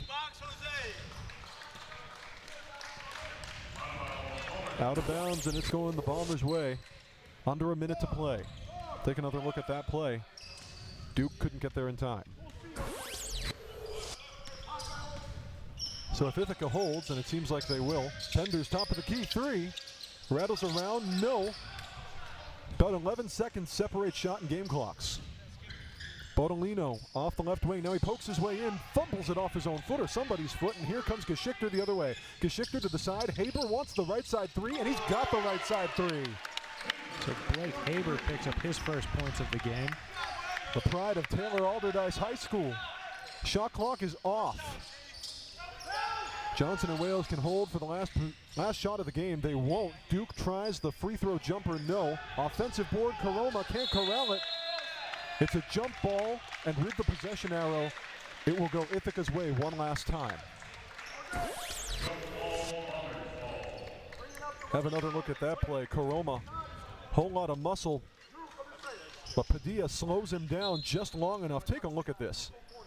Abdullah Karoma is 6'5". Jose Padilla is 6'1", and that did not scare him one bit. Padilla underneath. Haber wants one last three from that side. No. Put back. Regev, no. Sautel grabs the rebound, but that's how it ends. Another blowout loss for Johnson and Wales. And finally for Ithaca, the big win they were seeking last night, they get it right here at the Tinsley Center on the campus of Bridgewater State University. In this consolation game of the 2023 Cave Classic, your final score, Ithaca 93, Johnson and Wales 70. A hard-fought game going both ways, but the Bombers able to stick this one out. They get all the scoring they need as usual from Logan Wendell. Gavin Schotter comes up huge, and the Bombers are able to overcome the Wildcats.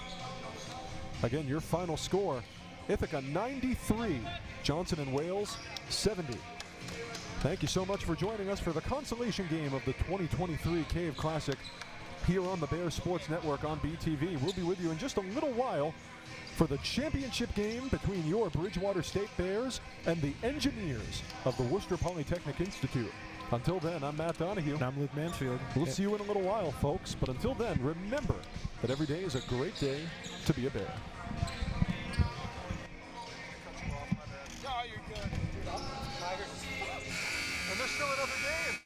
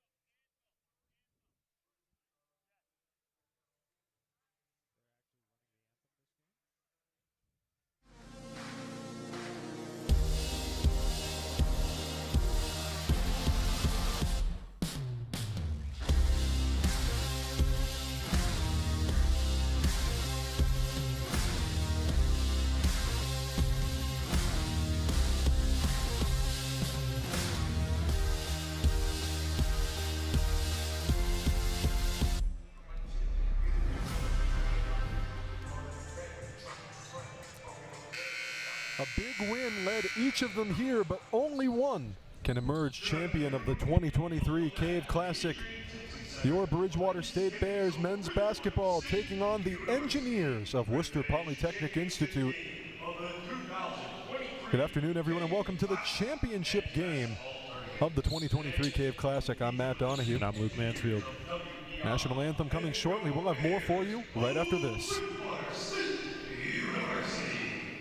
At this time, we ask that you please rise and move your caps to the play of our national anthem.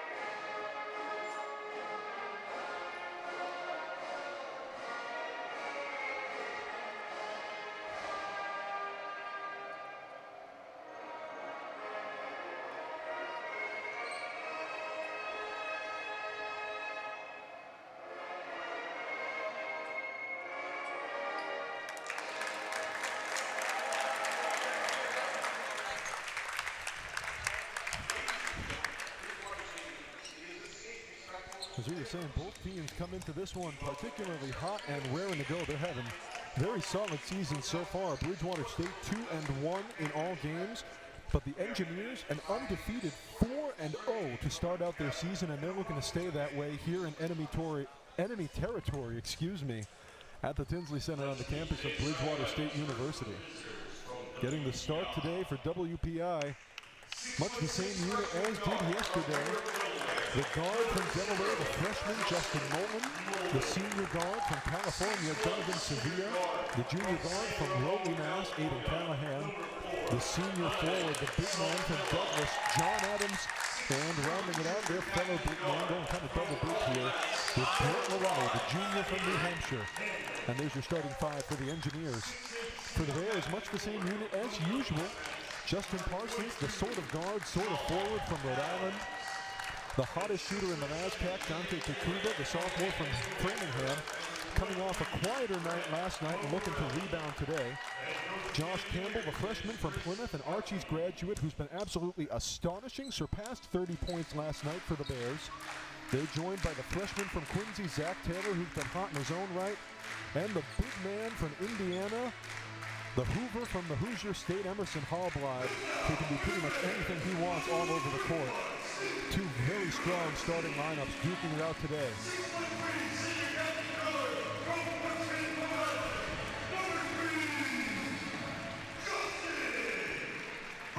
Parsons introduced from Portsmouth, Rhode Island, 6'3", $195, a senior. Takuba in just his second year of this program. Boy, he was stellar through the first couple of games for the Bears. Two really strong performances, including a 40-piece against Anna Maria earlier this month. But found himself quieted a little bit by the Ithaca defense last night. Bears ended up winning that game 100-89 to get here. But they had to come back from a halftime deficit in order to do so. Campbell and Taylor have both been very good. Campbell, boy, I couldn't even tell you how much of an asset Josh Campbell has been in his first season with this program. He has now surpassed Takuba after last night's performance. He's now averaging 24.3 points a game. He's really something special. Absolutely an absurd stat line, especially for a freshman. This is his first handful of games of action here. Both about to tip off. You can pretty safely assume it's going to be Adams and Hallblide in the center circle tipping this one. Just about underway for the championship game of the 2023 Cave Classic. Indeed, Adams and Hallblad in the middle. Number 22 on number 35. Our officials gearing up, and we're just about underway here for the championship game. This is going to be a real fun one. And Josh Campbell, it's worth noting, after last night, now leads the conference in points per game as a freshman. The two hottest scorers in the NASCAC are both Bridgewater State Bears. Think about that. Sevilla kicks it aside. Now Adams at the right elbow trying to kick it aside again to Callahan. Callahan spinning around on Kikuba, steps out into the mid-range.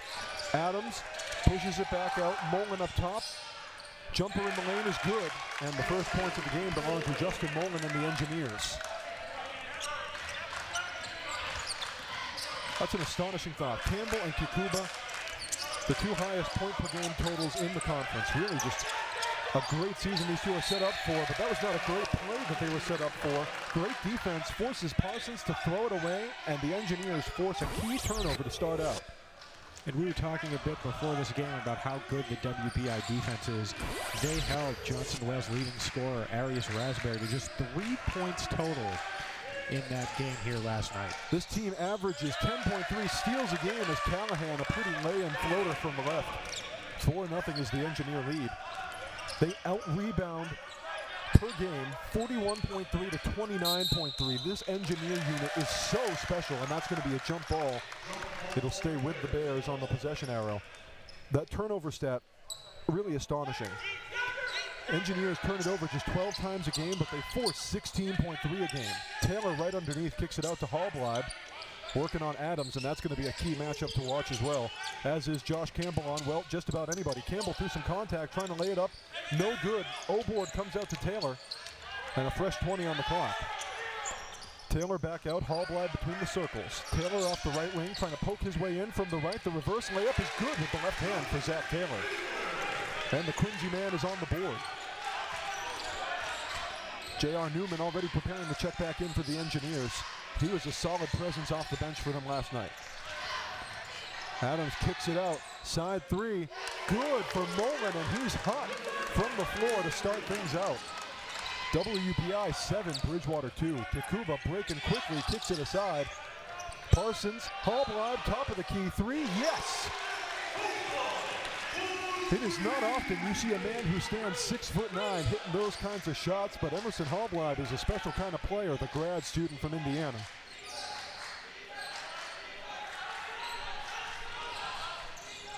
Back up top, Sevilla, top of the key, three, no whistle on the contact. Missed everything, rebounded by Parsons. Kikuba kicks aside, Taylor stepping in on the baseline, the jumper rattles around, no. Rebound Morelli. Justin Parsons was wide open, top of the arch, calling for the pass on that one. Speaking of wide open, Sevilla, he bricks the three though. Offensive board, Mullen. Mullen thought about a three, now he'll try one from just beyond, nope. Last touched by Adams underneath, and it's going to be Bears ball. So now Newman will come back in, he'll replace Morelli.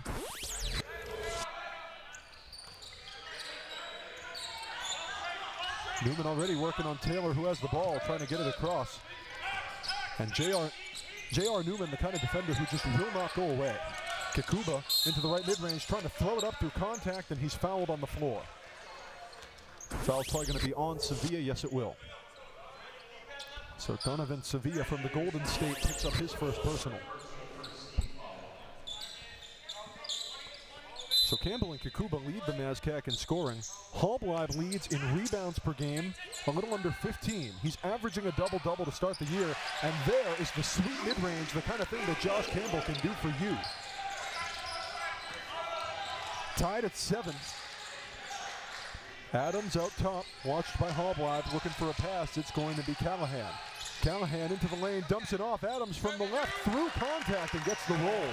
It's been back-to-back years now that the Bears have had huge freshman contributors. They had Kikuba last year, now Campbell this year.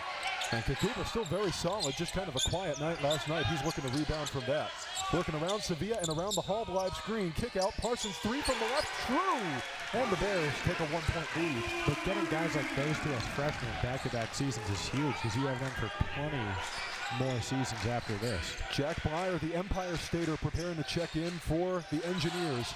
Newman out on the left wing. Now Adams at the right elbow looking for a way in, trying to muscle through contact. It's stuffed by Hallblad, who gets it over to Kikuba. What a play, trying to take it off the pass. No, Campbell backing up, and he traveled on his way in as he fell over.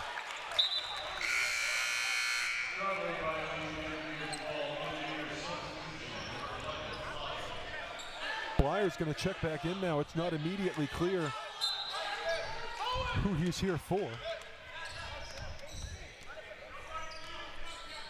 Looks like it's going to end up being for Sevilla. Adams out top, kicks it aside. Callahan to the free throw line, tries to get it in. That pass is disrupted. Hallblad had good hands, but Adams picks it up, muscling through contact, and he gets fouled. John Adams, the kind of fellow who just will not be denied in the paint. He does such great work on both ends of the ball, but he's really an offensive presence. The foul there is going to go on Dante Kikuba. That'll send Adams to the line for 2. It's a substitution here, not clear who for.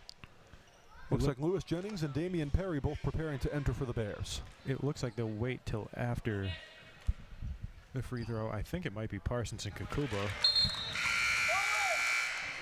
And it is indeed. So Damian Perry, the New Bedford native, enters, as does Lewis Jennings of Walpole. Both very helpful off the bench last night for the Bears in their come-from-behind victory against the Engineers. Adams is 1 for 2 at the charity stripe. Offensive board, though, key one, and Adams again at the top of the key. Callahan stepping back on Taylor. Now he passes into Adams along the left post. Adams posting up on Hallblad, tries to bank it in over him and does. The strength that John Adams comes with every single game is just unmatched. Perry between the circles, aside to Taylor off the left wing now. Taylor working in, that pass is disrupted by Newman. What a defensive nuisance he can be, he's so good. Long pass ahead, Mullen by himself, but Perry caught up to him. Pass underneath on the baseline to Adams, now trying to post up. He lost the handle and coughs it up to Campbell. Josh Campbell the other way, full head of steam, laying it in, no bucket but the foul. Good job there by Hallblad, able to force the turnover. He poked that one away and eventually got it over to Campbell. Guilty party is Blyer, the freshman from Victor, New York.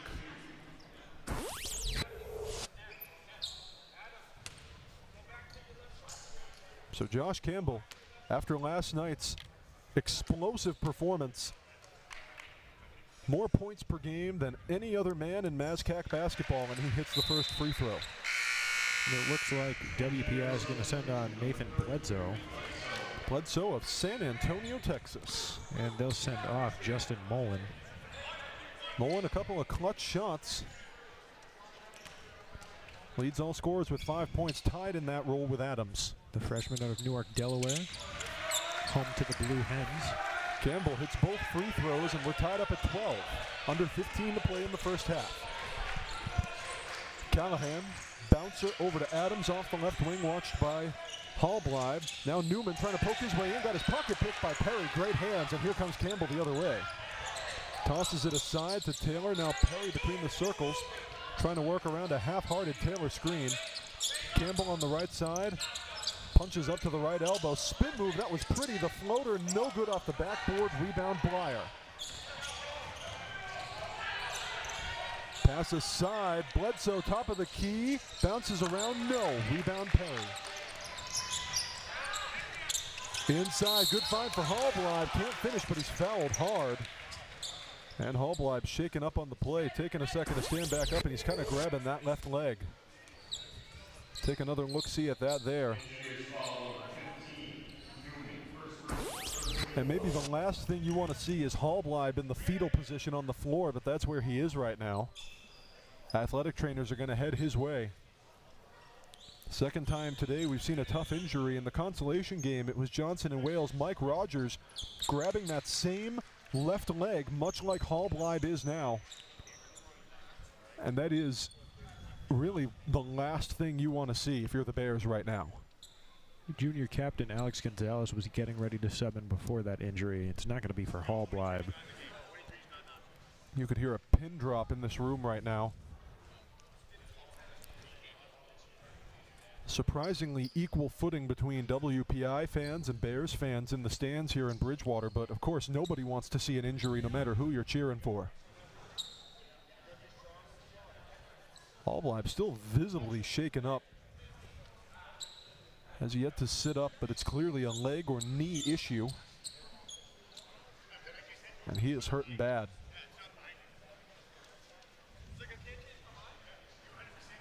Now help to his feet, and we'll see how this one unfolds. A round of applause from both the Bears and Engineers fans, and Hallbleib thankfully able to walk off unassisted. You see there, looking more or less no worse for wear, but it looked like a tough issue he had underneath the basket there. Not sure if it was a cramp or what the case might have been. It's definitely a good sign to see him walk off without any help. And they're going to send Louis Jennings to shoot in his place. Jennings, who has a brace on his own left knee, but that didn't stop him last night. He was a clutch performer. And checking in for Hallbleib, Stephen Morell's going to come in his place, so Gonzalez will wait until after the free throws to finally check in. Louis Jennings is actually going to shoot the 2 free throws in Hallbleib's stead. Jennings just 1 for 4, now 2 for 5 on the year from the free throw line. Gonzalez will come in as well. He'll be the 5th Bear on the court. It's Jennings, Gonzalez, Perry joining the starters. Oh, and Morell, excuse me, Stephen Morell of Rochester also checking in for Bridgewater State. Only starter left on the floor is Campbell. Adams, watched by Morell out top, gets it over to Callahan. Callahan, the spin move, working around, pass over the top, gave it right to Perry, tearing the other way, one-on-one with Newman. Damian Perry working through contact, it's a no, but Newman fouled him. And another hard fall right underneath the basket, and now Damian Perry is shaken up on the play. Gets to his feet all by his lonesome. Here's another look at that tough contest that J.R. Newman laid on him to send him to the line. So Dame Perry, the New Bedford native, played his high school ball at Bishop Stang.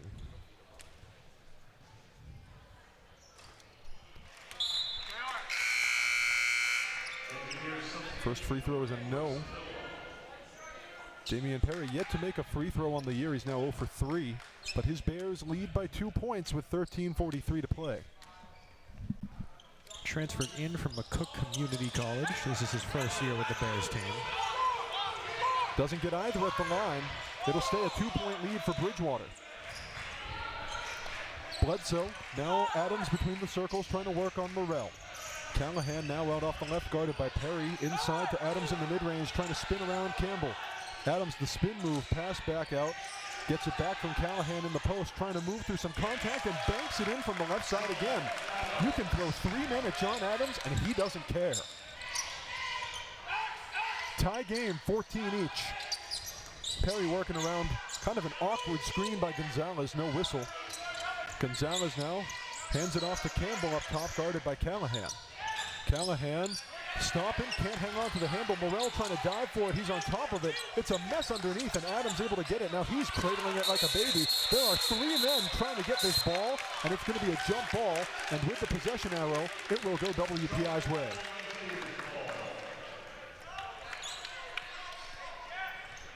Well, that was quite a hustle play, but the possession arrow was not Bridgewater's friend. Dante Kakuba going to check back on in place of Damian Perry. Here's another look at that last play. Adams able to corral it, but then Jennings getting a hand on it. Bledsoe trying to save it. That was just a capital M mess. And something worth noting with Hallbleib checked out, the Bears' tallest player on the court now is 6'4", Stephen Morell. They're going small ball indeed, not that that's always a problem. Adams posting up on that aforementioned Morell, puts it over the top, no good with the floater. Rebound Gonzalez. Kikuba now pass to Gonzalez, trying to poke his way in on Bledsoe, spins him around, and that's going to be an offensive foul. Here's another look at that charge. Half charge, half push off, but it's drawn by Bledsoe. And WPI turns over the Bears, tied at 14.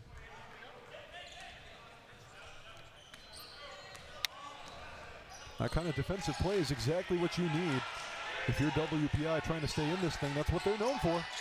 They turn these guys over a lot. Sevilla, open three, rainbow arc, no, long bouncer, long rebound, Blyer. Sevilla out off the right wing, working around Gonzalez, trying to get off on him. Now leaves it to Adams. Bledsoe up top.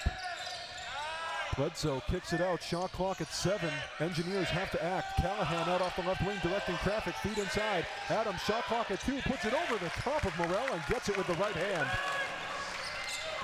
That's going to be the big downside of losing Emerson Hallblad. Aside from what he can do offensively, trying to guard John Adams is going to be a problem for the Bears all day. Engineers with a 2-point lead. Gonzalez spins it back out to Jennings between the circles. Kakuba off the right, trying to work his way around Sevilla, putting the stutter on him, now trying to feed through the contact, partially blocked by Adams. Engineers coming the other way. Sevilla, full head of steam, the right-handed layup too strong. Adams can't get the putback. Morel muscles down the board. And a good defensive sequence for the Bears down a possession. Kakuba on the right corner, guarded by Blyer. Now he takes a right side three, bags it! And that is what the second hottest scorer in the MASCAC can do for you. Exactly the kind of shot he's been trying to get to fall all tournament long. Bears with a 1-point lead, 17-16. It's going to be Mullen and Morelli looking to come back on for WPI here in just a little bit. Hallblad is getting ready to check back in for the Bears. Blyer, left corner three, rims out, no good, rebound Gonzalez. Gonzalez is 6'1", and he's out rebounding some big guys. Morel refined underneath, can't finish.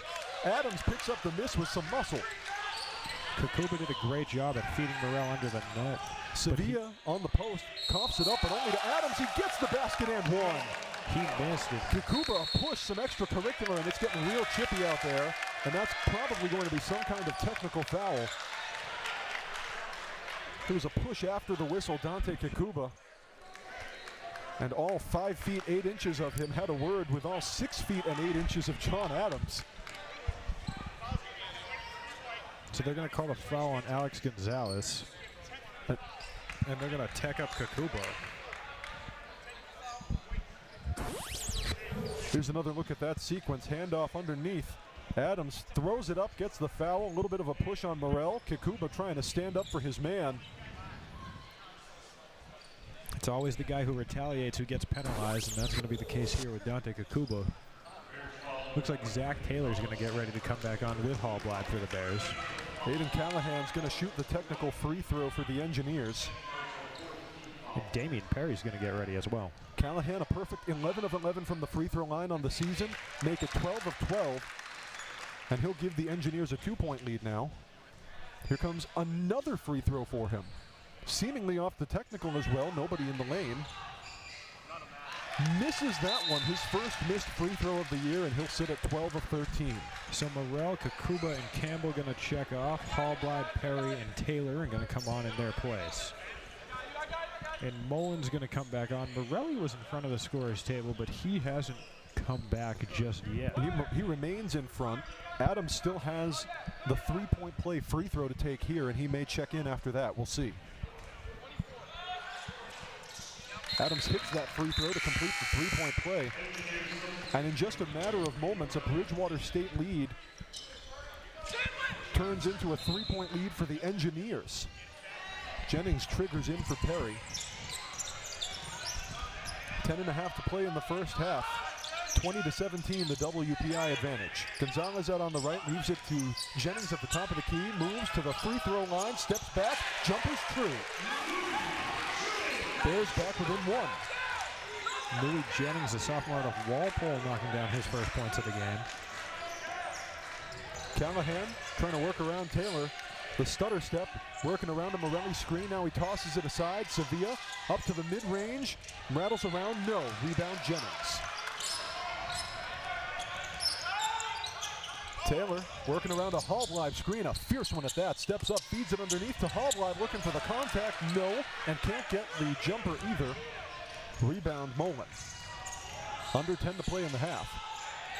Sevilla on Jennings, trying to step back out. Now he'll leave it with Callahan. Engineers head coach Chris Bartley here for 23 years with this WPI program, directing some traffic. Callahan trying to spin around, dumps it off underneath. Great find to Morelli for 2. It gained back at a 3-point lead after that bucket by Morelli. Gonzalez flips that one to Perry. Engineers back up 3. Perry to Gonzalez. Into the mid-range, trying to spin around. Big toss out, throws it right away to Mullen with a football catch. Mullen spin move, kick out. Sevilla steps back up to the elbow, toss aside by himself. Blyer on the left, no on the 3. Rebound Perry. Big toss ahead for Taylor, trying to finish underneath, and he does. What a great outlet pass from Damian Perry to the waiting Zach Taylor, and the Bears back within 1.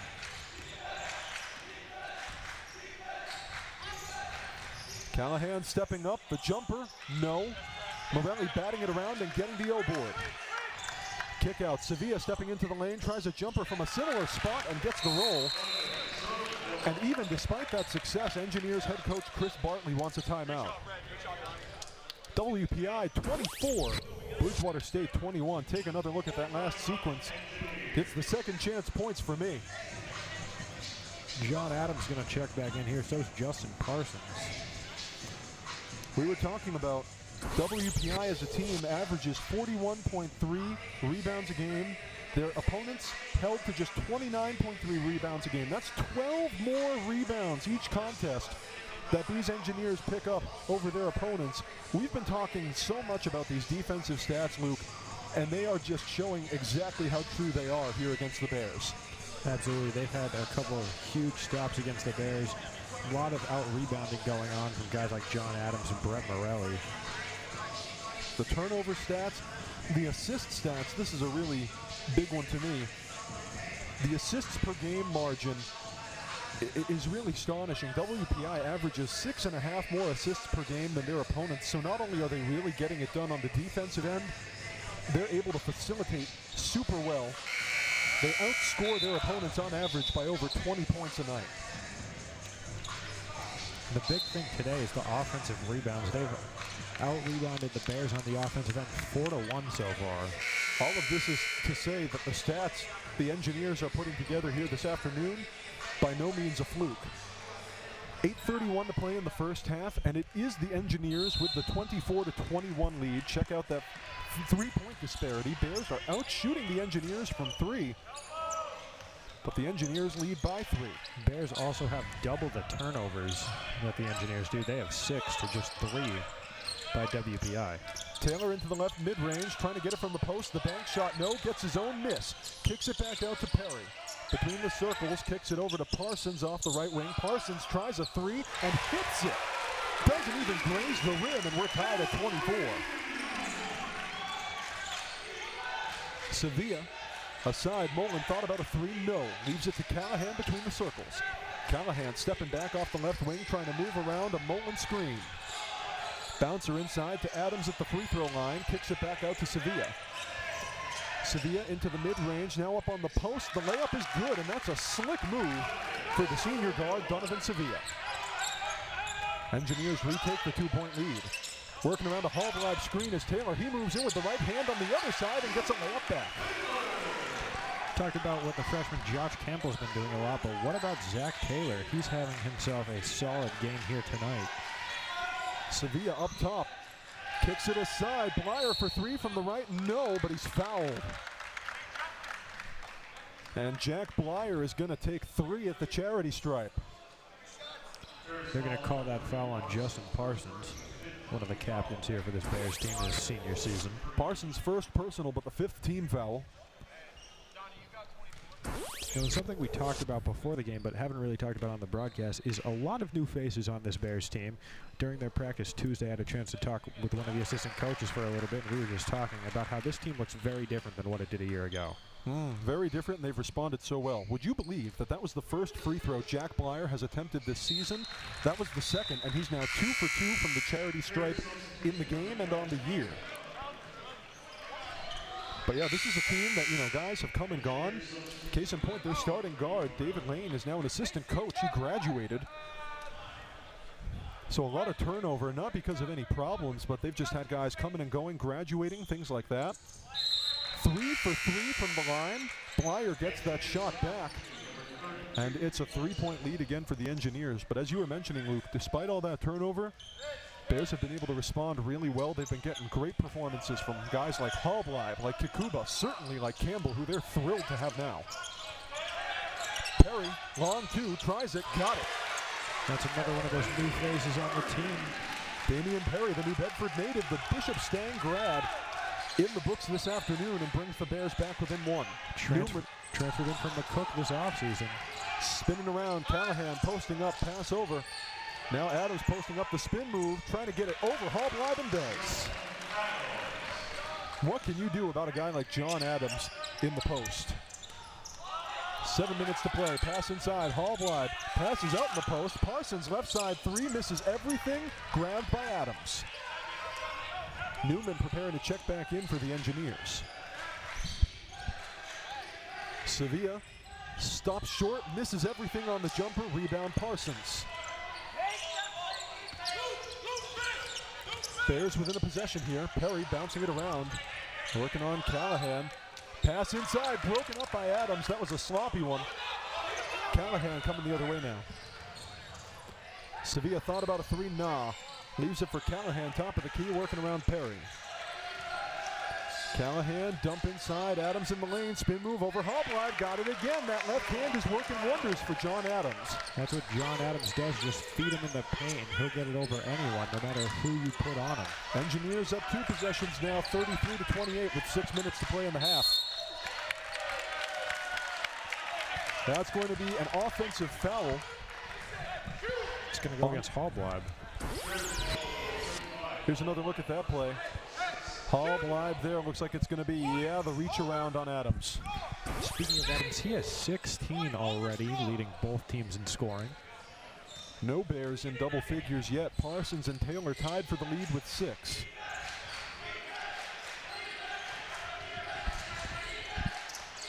Adams underneath, that's his look, can't finish it, second chance, despite the contact, gets it to go.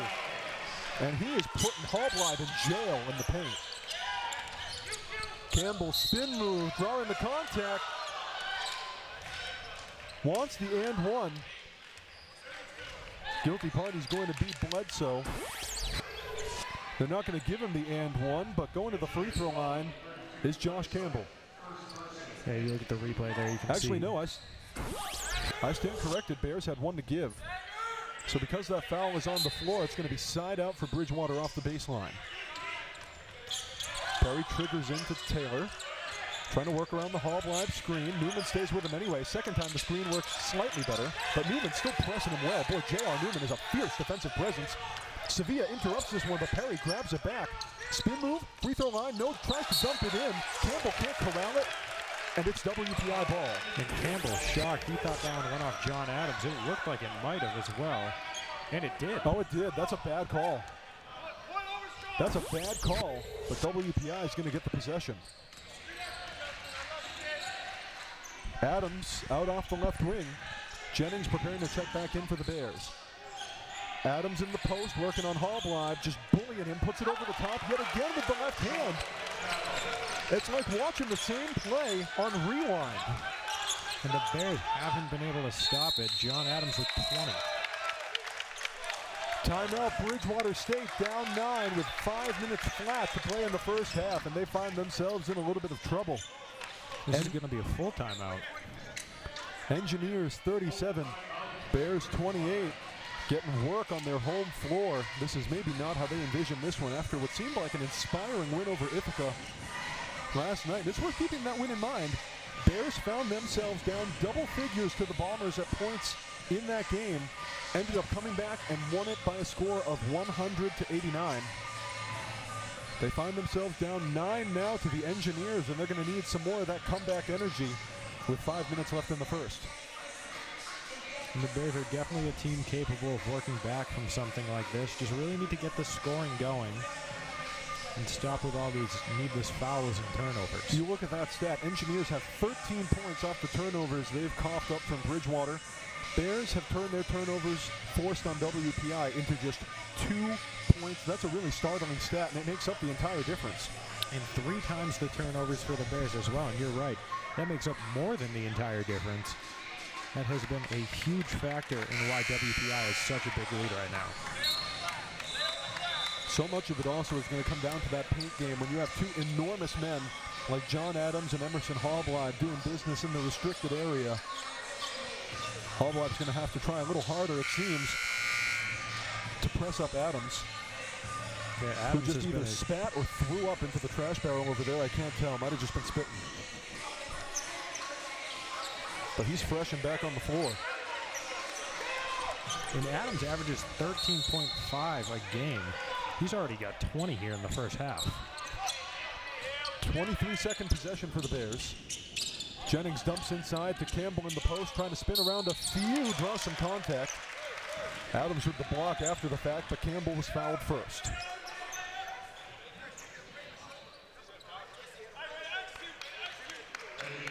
And Chris Bartley a little astonished with the call. His assistant coach, Austin Joe, a little bit more satisfied with the call than he is. So it's 2 at the line for Campbell, who misses the first. I believe they hit Callahan with the foul.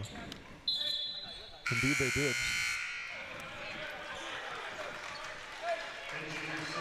So Callahan picks up his first personal. Josh, sorry, I was going to say Josh Campbell, not so bad from the free throw line, but now 7 for 10 on the year after that miss from the charity stripe.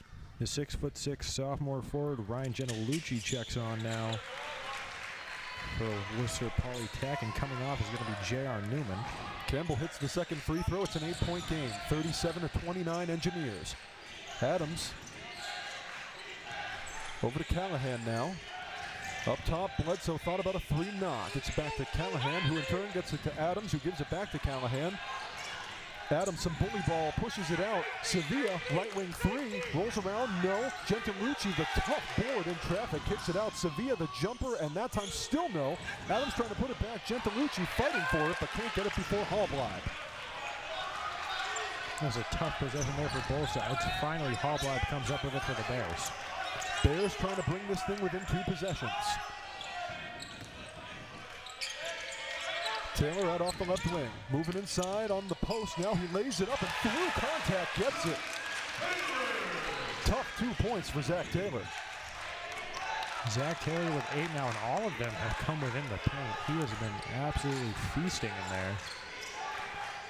Much like this guy. Adams out off the left wing, leaves it for Callahan. Triangling it yet again. Inside, Adams. Toss out, Sevilla stepping into the lane. Kick out. Callahan, left side 3, rolls out, no. Rebound, Campbell. Bears with a chance to bring this thing within a possession. Hallblad, top of the key. Too short, rebounded by Callahan. Callahan, the fancy footwork around a couple defenders, can't draw the contact or get the bucket. Jennings, right wing 3, no. Rebound Adams. Bears not even trying to clean the glass after that last one. It's a striking look, Luke. Gentillucci out on the right wing, leaves it to Adams, top of the key. Sevilla, bouncer to Adams at the right elbow. Kicks it out, Callahan wants the 3 from the right and bags it. Aiden Callahan. A tough look from outside. Re-stretches the Engineer lead to 9, 40-31 with 2.5 to play in the half. Perry, spin move, loses it, disrupted by Sevilla, but gets it back. Wants a 3 early in the clock and bags it from Brockton. Some good defense there by Sevilla, but eventually Damian Perry gets the best of him and absolutely drills the 3. That was a really long shot. Perry took that one from Dorchester and made it nonetheless. Engineer lead is just 6. Callahan up top. Working up on the left side of the lane, nearly loses it, gets it back, kicks it aside. Adams wants a long 2, rolls around, no. Rebound Taylor. Taylor on the left post, double teamed, he got fouled. Looks like it's going to be Bledsoe.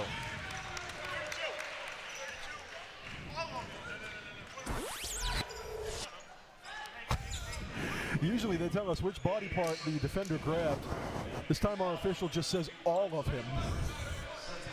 And it's going to be a trip to the free throw line for Zach Taylor. And you know, looking back at that play, I think that was the right call. Alex Gonzalez is going to check on. Louis Jennings comes off. Blyer's in for Gentilucci. It's going to be 1-1 at the stripe for Zach Taylor. Somewhere that Mullen came on as well. Taylor, a perfect 3 of 3 from the free throw line on the year. Hits the first, gets a lucky roll, and will earn himself a second. A chance to cut the lead to 4. Misses the second off back iron, and Blyer rebounds it. Under 2 minutes to play in the half. The Engineer lead stays 5. Mullen up to Callahan between the circles, hits Adams off the left wing, thought 3, no. Passing around, Blyer. Sevilla. Bouncer inside to Adams, trying to find his way. Shot clock at 6. Outside, Mullen wants a left side 3, rolls around, no. Rebound, Campbell. He's been good for a couple of them today.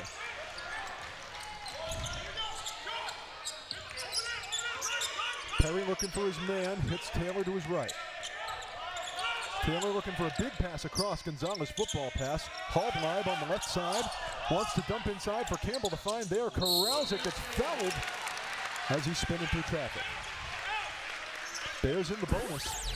Engineers, if you can believe it, are not in the bonus yet. Bears have been keeping it clean on the defensive end. So Adams picks up his first personal. It's the 8th team foul for the Engineers. And it's an all-expenses-paid trip to the stripe for Josh Campbell. Hits his first. Makes Campbell 4 of 5 from the line on the day. Adams with 20 points, leading all scorers. No other player for either team is in double figures yet. Campbell hits the second, and that'll give him 7 points on the game so far. A low total for a man who crossed 30 last night.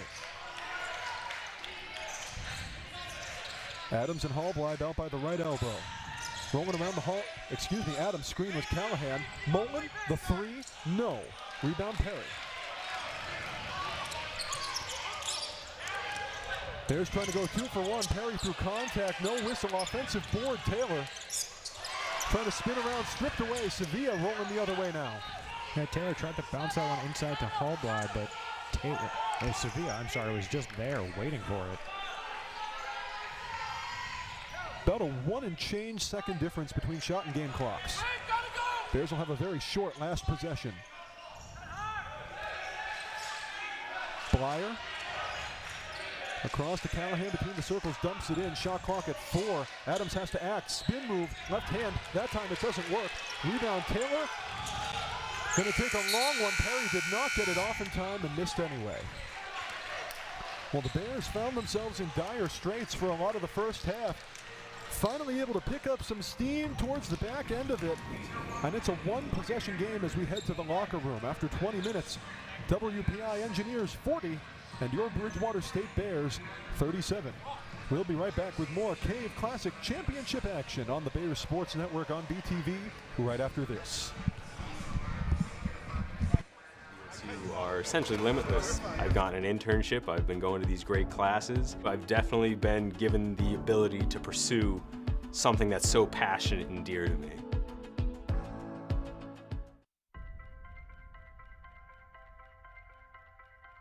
I'm a Division III student athlete, and I know how powerful words can be. The term gay doesn't mean stupid, lame, or less than.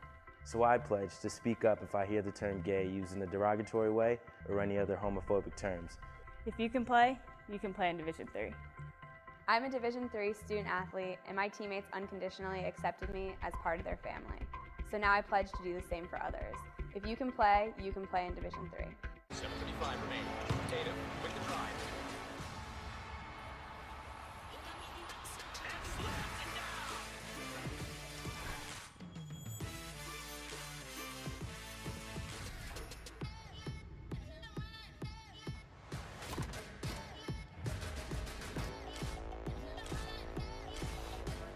Gatorade studies the best athletes to create the most advanced range of sports fuel. Gatorade. You fuel us, we fuel you.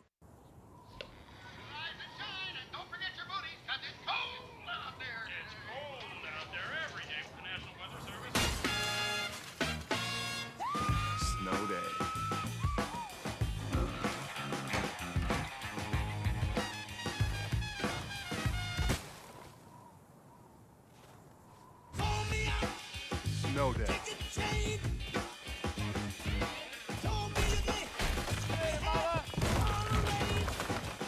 Snow day. Snow day.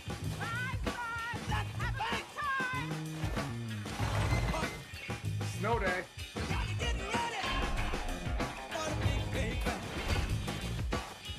Snow day.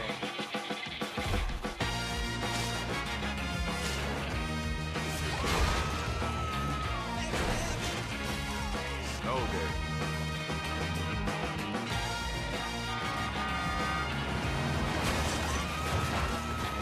Snow day.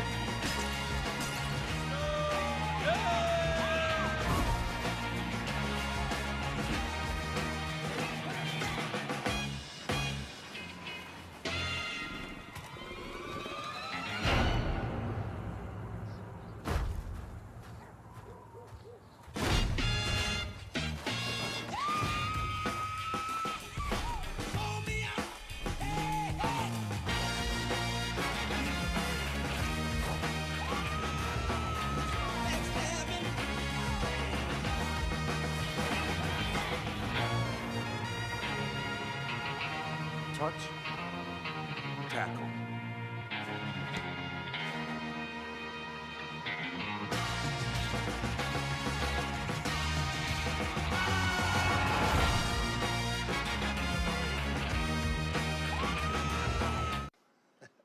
Oh, hey, just having some breakfast before the big meeting. Because great hair and dynamite breath will only get you so far, or so I've been told. You see, breakfast isn't food, it's fuel for the fire that helps Earth be the best planet in the United States. We've got breakfast for everybody. Paleo people, we got sausage and bacon. Vegan, I don't know what that is, but we got a lot of fresh fruit. You call yourself a glutenarian? Hey, we've got cereal, bagels, toast, everything you can handle. We're insane in the grain. Oh, hey, pancakes, huh? I feel you on that. Hey, how about some bacon, guys? Huh? Can I get a hallelujah for bacon? Hallelujah! Yeah. Can I get a hallelujah for waffles? Huh? No? That's why we don't do waffles. We've got it all. And to prove it, I'll post a new breakfast combo with these cool new emojicons I'm working on. Say I post a toast sandwich with 3 bowls of cereal. I call that a carbonanza. Or bacon with eggs. And extra bacon and eggs. I call that a paleo no you didn't. What do you call it? Let me know. Now, if you'll excuse me, I'm having a little me time. Ooh, yeah.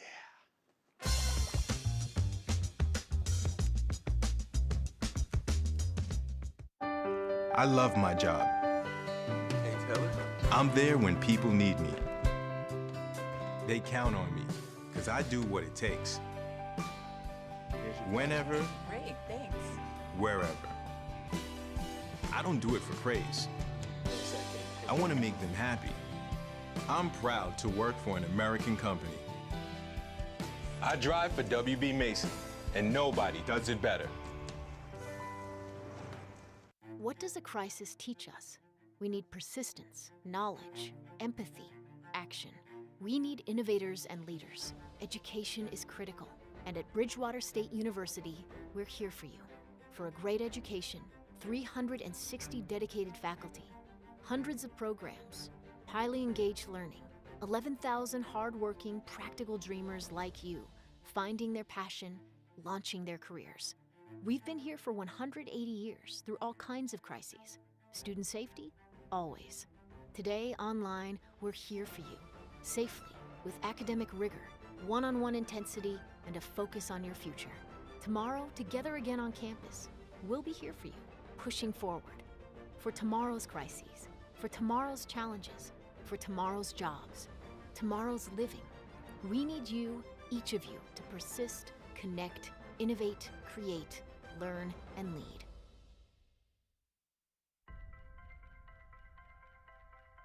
I'm a current Division III student athlete, and I remember how intimidating the first year of college can be.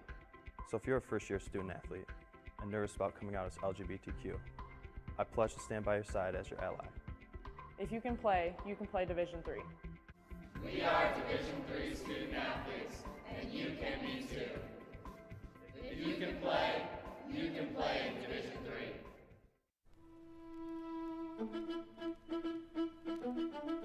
You want to know the secret to victory? Fail to make the varsity team. Start your career as a walk-on. Go 3-13 your rookie season. Lead the league in interceptions. Take a perfect team and blow a perfect season. Spend 108 years as a lovable loser. This arena denied a shot at history by an unseeded opponent. Be on the wrong side of the biggest upset in your sport. You really want to know the secret to victory? And heartbreak for Matt Ryan, who is in utter disbelief. Defeat. Come on, one more. Set. Yeah! All right, again. Make defeat your fuel.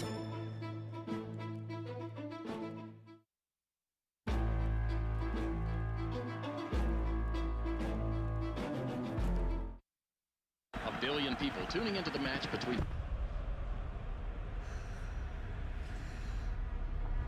Hey, you ready?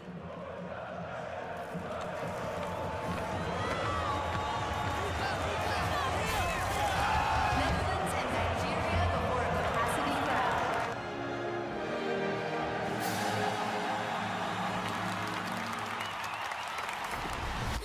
You're not done.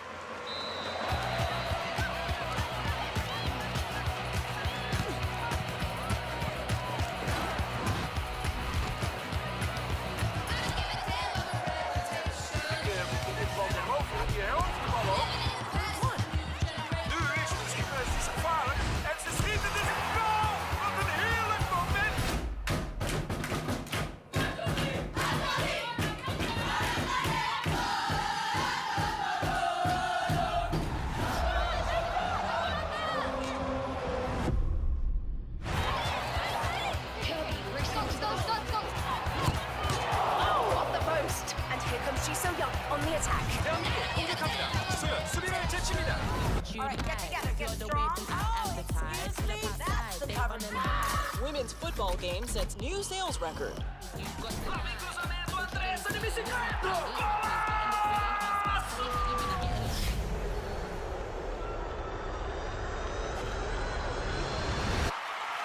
Shuang rocks the world yet again. Biggest turnout ever seen in sports. How does it feel? It's Barca making a last push, and there's a foul. That post, Gerard. Okay. Big opportunity for coach Alex Scott and the team. PK! Round the back! Coutinho to PK. Goal! The league's first female coach makes history. Keeper fires to Dunn. Oh, that's incredible footwork. She's on the move.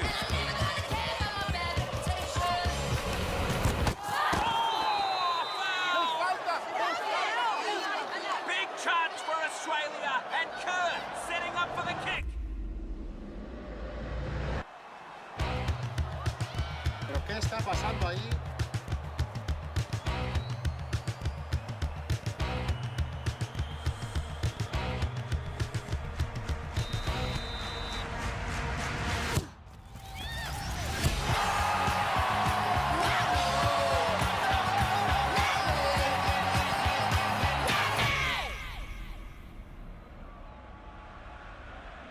Hey, you ready?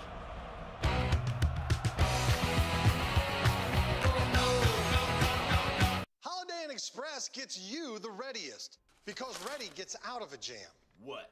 But the readiest can flat out jam. Holiday Inn Express. Be the readiest. I think if you're looking for a community that will respect your academic and personal passions and be able to provide one-on-one support, I think Bridgewater is the perfect school for you. I wouldn't trade my experience here for anything. So for me, studying English, you need to be a critical reader, a critical thinker, and a critical analyzer. And I think those are key skills that any employer is looking for.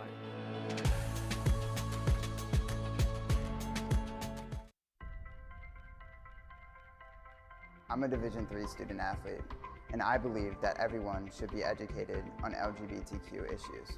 I pledge to work with my athletic department and my campus to foster dialogue and create a community of support, respect, and pride. If you can play in Division III. We are Division III student athletes, and you can be too. If you can play in Division III. If I could give an athlete one piece of advice, it'd be to find someone committed to taking you down. And then we hit the field like boom! All day like boom! All night like boom! We hit the field like boom! Still coming like boom! All day like boom! All night. Because that rival that wants to take you down is going to make you raise your game even higher. All day like boom! All night like boom! This one, we expected it to be pretty much that way. Engineers with the 3-point lead, 40-37 over your Bridgewater State Bears as we start the second half of the 2023 Cave Classic Championship game. And a look at some of these numbers that have been fueling both of these teams here. We see the turnovers that Bridgewater is committing, 10 of them to WPI's 3. The Engineers have cashed in for 13 points compared to Bridgewater State's 2, but BSU, by sheer force of will, and with a little help from the 3-ball, have kept this a one-possession game. I was about to say something I find very telling. The Bears might trail here, but WPI is shooting 2 of 13 from 3, 15.4%. The Bears are 5 of 8. John Adams, the WPI big man, almost a Jokic type, 20 points at halftime. Nobody else on either team has even crossed double figures. And here's a look at some of the plays he can make, setting guys up. There's another look coming the other way, a slick move by Zach Taylor, the freshman from Quincy, with a hard contested layup, moving right around the aforementioned Adams. And of course this matchup, Adams and Hallbleib, what some of us came to see. John Adams has been getting the better of that as much as he can throughout this game. He's been putting Hallbleib in prison with that lockup right in the paint. Yeah, like you said, Adams is the only person up above 10 points on either side. Zach Taylor second. He has 9 for the Bears. Another quick refresher on those stats there. BSU, interestingly enough, despite all the hype for both of these teams, BSU out-blocking the Engineers 2-1 after 20 minutes of play. Next 20 about to start. This is going to be a real fun one. Engineers 40, Bears 37. This one's for all the marbles in the Cave Classic.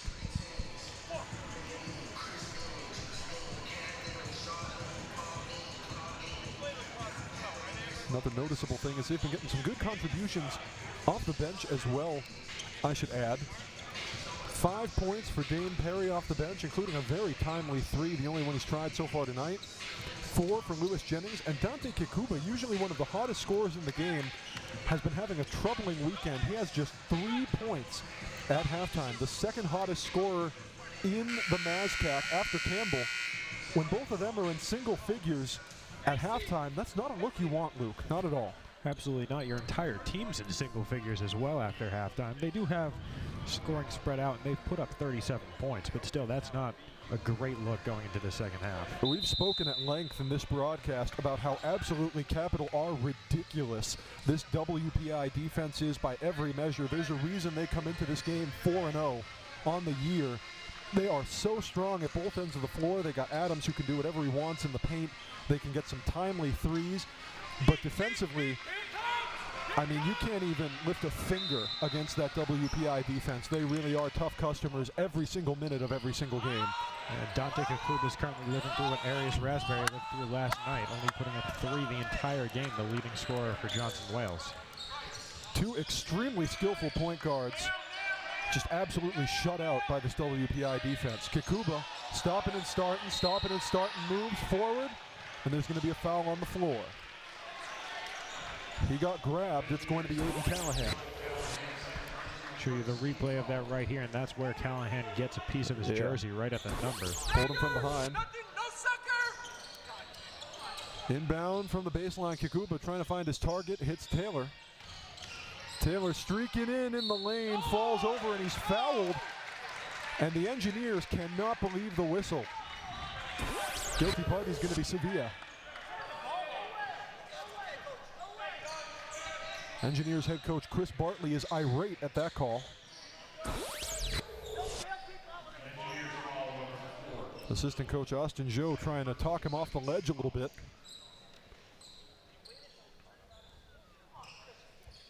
It's being mopped up, and we're going to get another side out for Bridgewater State along the baseline. Kakuba's going to trigger it in.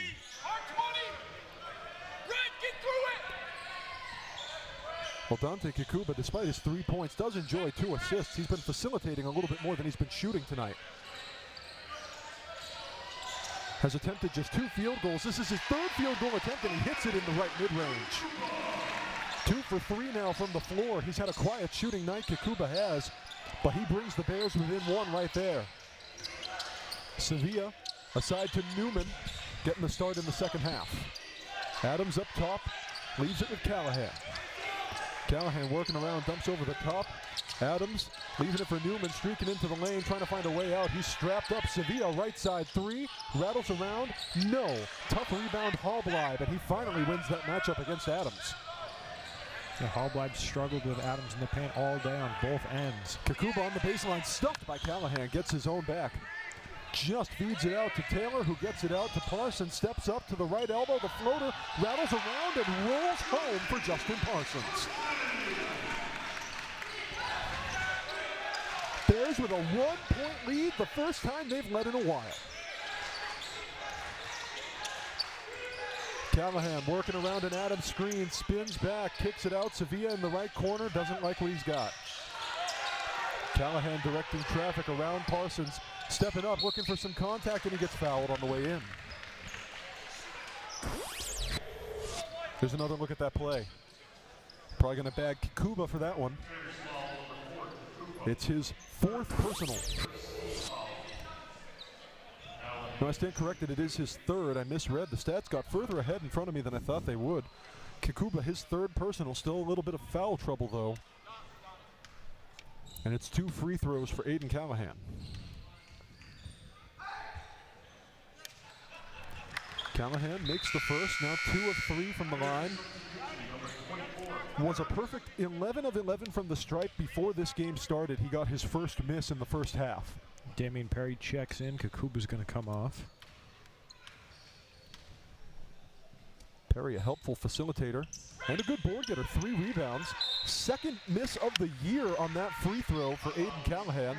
Tips out of bounds on the rebound attempt, and Bridgewater State's going to get this one.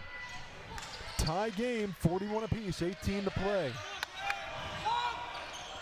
Campbell working on Newman, leaves it with Perry. Kicks it over. Taylor trying to sneak in on the left baseline, feeds it back out. Campbell stopping and starting on Newman, pulls it back. Perry working around, kicks it aside to Taylor off the left wing. 6 on the shot clock, it's getting low. Football pass there, Parsons can't grab it, Morelli sure can. Bouncer inside, Sevilla's by his lonesome and lays it in for the 2-point lead. Steal on the inbound there, risky play. Taylor able to save it after Callahan dove for it, and Callahan slow to his feet. It's 5-on-4 for the Bears. Mid-range from the right, Campbell misses nearly everything, rebounded by Morelli. That's an example of something WPI struggled with. The Bears have had much more luck on the defensive rebounding side. Morelli over the top. No from Morelli, but he's fouled by Hallbleib. Here's another look at that play. 2nd personal for Emerson Hallbleib, and it's going to put Morelli at the stripe for 2.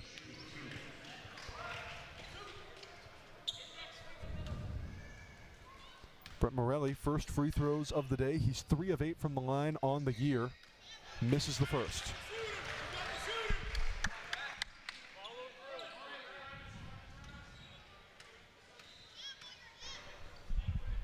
Looking for the second one. Doesn't get that either, 0 of 2. He's now 3 of 10 from the charity stripe on the season, Brett Morelli. Taylor streaking in on the right post, trying to lay it up over Callahan. No. Rebound Morelli. Callahan going from the same position on the baseline, kicks it back out, throws it away to Hallbleib. Bears trying to wait for numbers. 2-point engineer lead, 43-41. Perry looking for his man. Long pass across to Taylor, who keeps it in. Parsons, top of the key, triple, no. Misses the rim. Rebound Morelli. Jack Blyer preparing to check back in for the Engineers. Sevilla thought about a 3-0, drops it inside to Adams, who corrals it in the mid-range, posting up on Hallblad. What a look underneath, and that's a brilliant assist to Morelli. Bodies everywhere, Campbell laying it in past Adams, doesn't draw the whistle, but gets the bucket. Bears back within 2 off a hard-fought layup by Josh Campbell, and it's going to be a timeout. Bears going to burn one right here. It's just going to be a 30. Here's another look at that. At a play from earlier, Kikuba, the mid-range, finally getting a shot to fall. I think that's the kind of thing Dante Kikuba, the second highest scorer per game in the MASCAC, needs to see. They have 16 minutes and 9 seconds to really get him rolling again, these Bears do. And here's another look again at Adams. Look at that beautiful behind-the-back pass to Morelli. He's got the vision for sure. There is very little that John Adams can't do.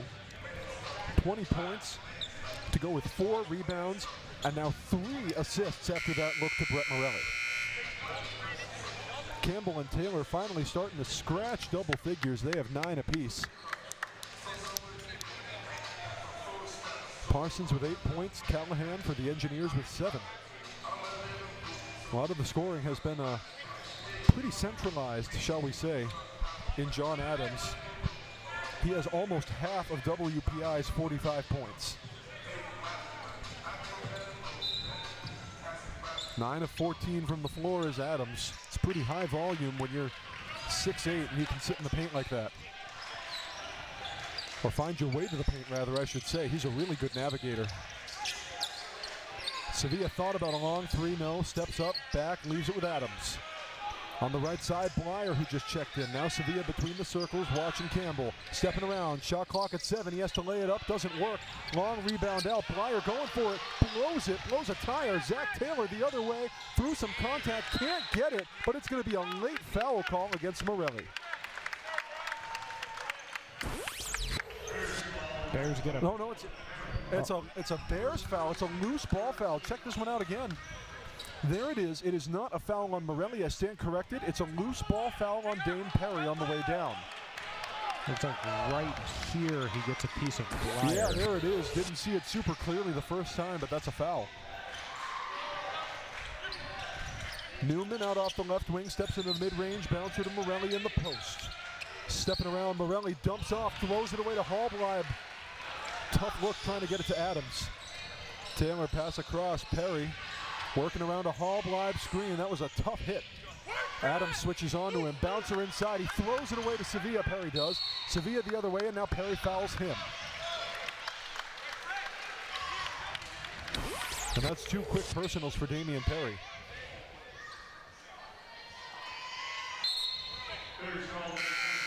A couple subs are going to come in. Justin Mullen checks back in. Aiden Callahan going to join him back on. Morelli and Newman are going to get breathers as a result. Bears won't sub anybody in. It's the same unit. Perry, Hallblad, Parsons, Campbell, and Taylor. Callahan out off the right wing, guarded by Taylor. This matchup has been butter all day for Adams. Throws it up through contact. That time he can't get it, but the second chancer works. Boy, he's just playing non-stop bully ball in the paint, and that's 22 points on the day for John Adams. Feed inside, Hallblad underneath for an easy pair. What a look by Parsons. Bears back within a pair. Adams now over to Blyer. Blyer trying to streak in the post, spinning around, drops it back out. Callahan, open 3 from the right wing, no. Rebound Campbell. Bears to tie or take the lead here. Taylor streaking in, kicks it back out, nearly throws it away. Perry grabs that one out of thin air. The triple, no. Still batted around, and Adams finally corrals the board. Full court press for the Bears, but that's broken quickly. 14 minutes to play in the game. Engineers lead it 47-45. Morelli just subbed off. He's getting ready to sub back on. They could be going double big yet again. Mullen spins it back out. Blyer 3 from the right wing, short. Rebound chased down. Campbell picks that one up off the floor and taps it to Parsons. It's Perry. Gets it to Parsons, wants a quick catch and shoot. 3, rims around, no. Rebound Adams. Adams somehow not in double figures in the rebound column. That's going to be his 7th. He'll get there for sure. Callahan from the right elbow, in and out, and then back in, and it's a 4-point game. That's a pretty look for Aiden Callahan. Got a shooter's touch. Campbell streaking fast, trying to take out the do-it-yourself kit, and he lays in a pair. Josh Campbell starting to heat up a little bit here in the second half. He's going to be in double figures with 11, and the Bears are back within 2. Only Bridgewater State player in double figures. Around the Adams screen, it's Callahan, tosses it back out. Blyer, left wing 3. No. Rebound tapped around. Perry trying to corral it. He hits the deck, and it's going to be a loose ball foul. Foul's going to be against Mullen. And Perry receiving that push, finally giving the Engineers perhaps a taste of their own defensive medicine. Nathan Bledsoe's going to check back in as well. He's going to replace Blyer. So Adams, they're actually going to sit John Adams, which is not something you see this Engineers team do a whole lot. And now the game could look really different. Bears down just 2, and the highest score for either team is off the floor. Alvin Kawasi right off the bench pulls for the 2, no good. Jennings pulls it back out, good offensive board. Kawasi from Shrewsbury leaves it with Jennings out on the left side. Jennings trying to step in on the baseline, throws it away on the pass to Callahan. It's one-on-one with Taylor. Oh, what a block! Zach Taylor jumped right up, and that's a tremendous rejection on Aiden Callahan. Have another look at this. Oh, he's got hops.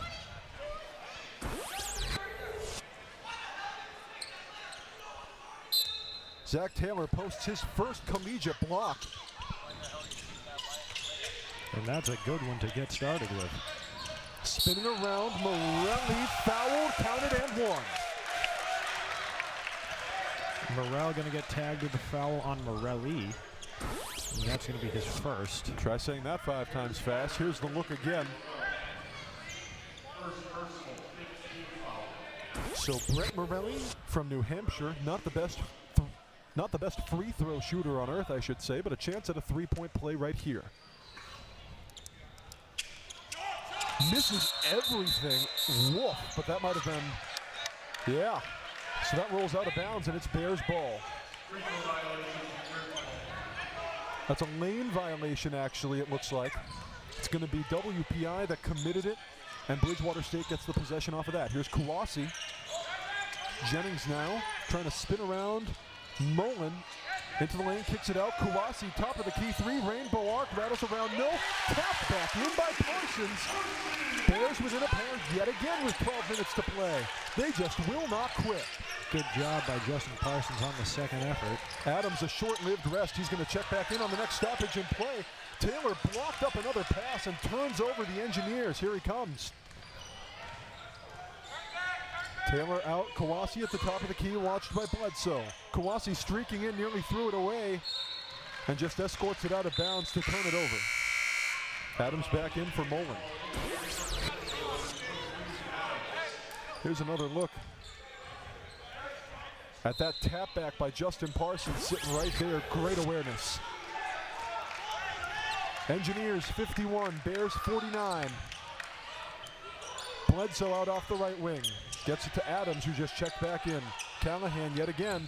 Inside, Adams, triple team, kicks it back out. Sevilla by his lonesome from 3, bags it. Donovan Sevilla, huge triple, and the Engineers back up 5. In the paint, Justin Parsons trying to heave one up through contact, no good, rebound Adams. Callahan over, Sevilla thought about a 3-0, steps inside in the post, leaves it for Adams, who thought about a mid-range, said no, I can get better. The left hand over everybody yet again. This time it's Morel who falls victim. And WPI is back up 7 real quick.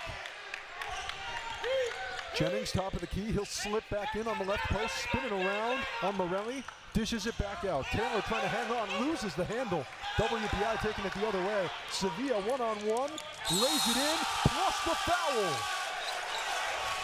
Massive three-point play for Donovan Sevilla. He owns the last 5 WPI points. And the Engineers are back up 9. Take a look at this. Great steal. Excellent hands by Callahan, leading to a huge breakout for Sevilla, and he's able to get the three-point play the hard way. He'll take the free throw now.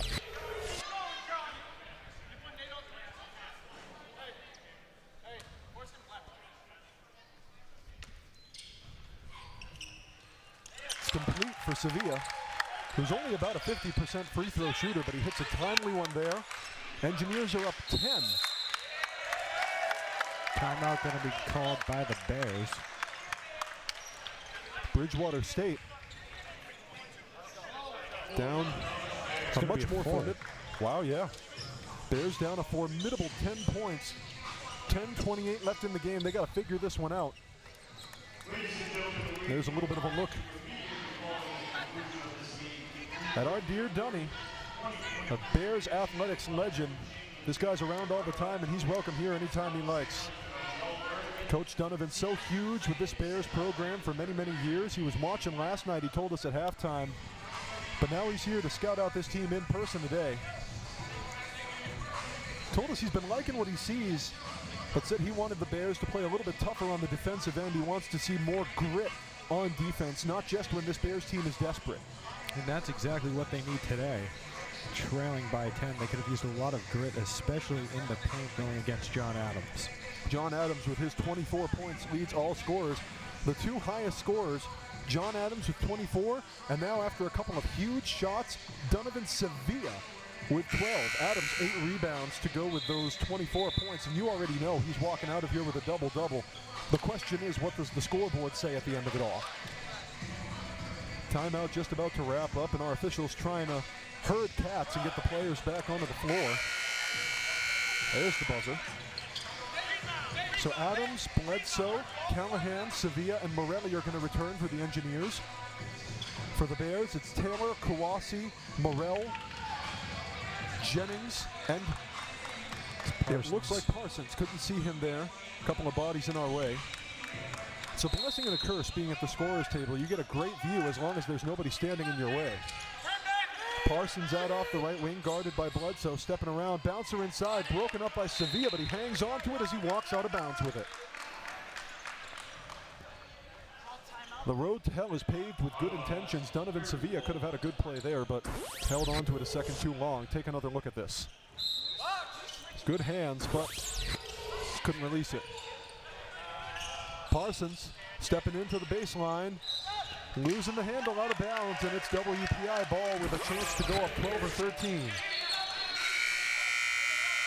Gonzalez and Kikuba are going to check back in.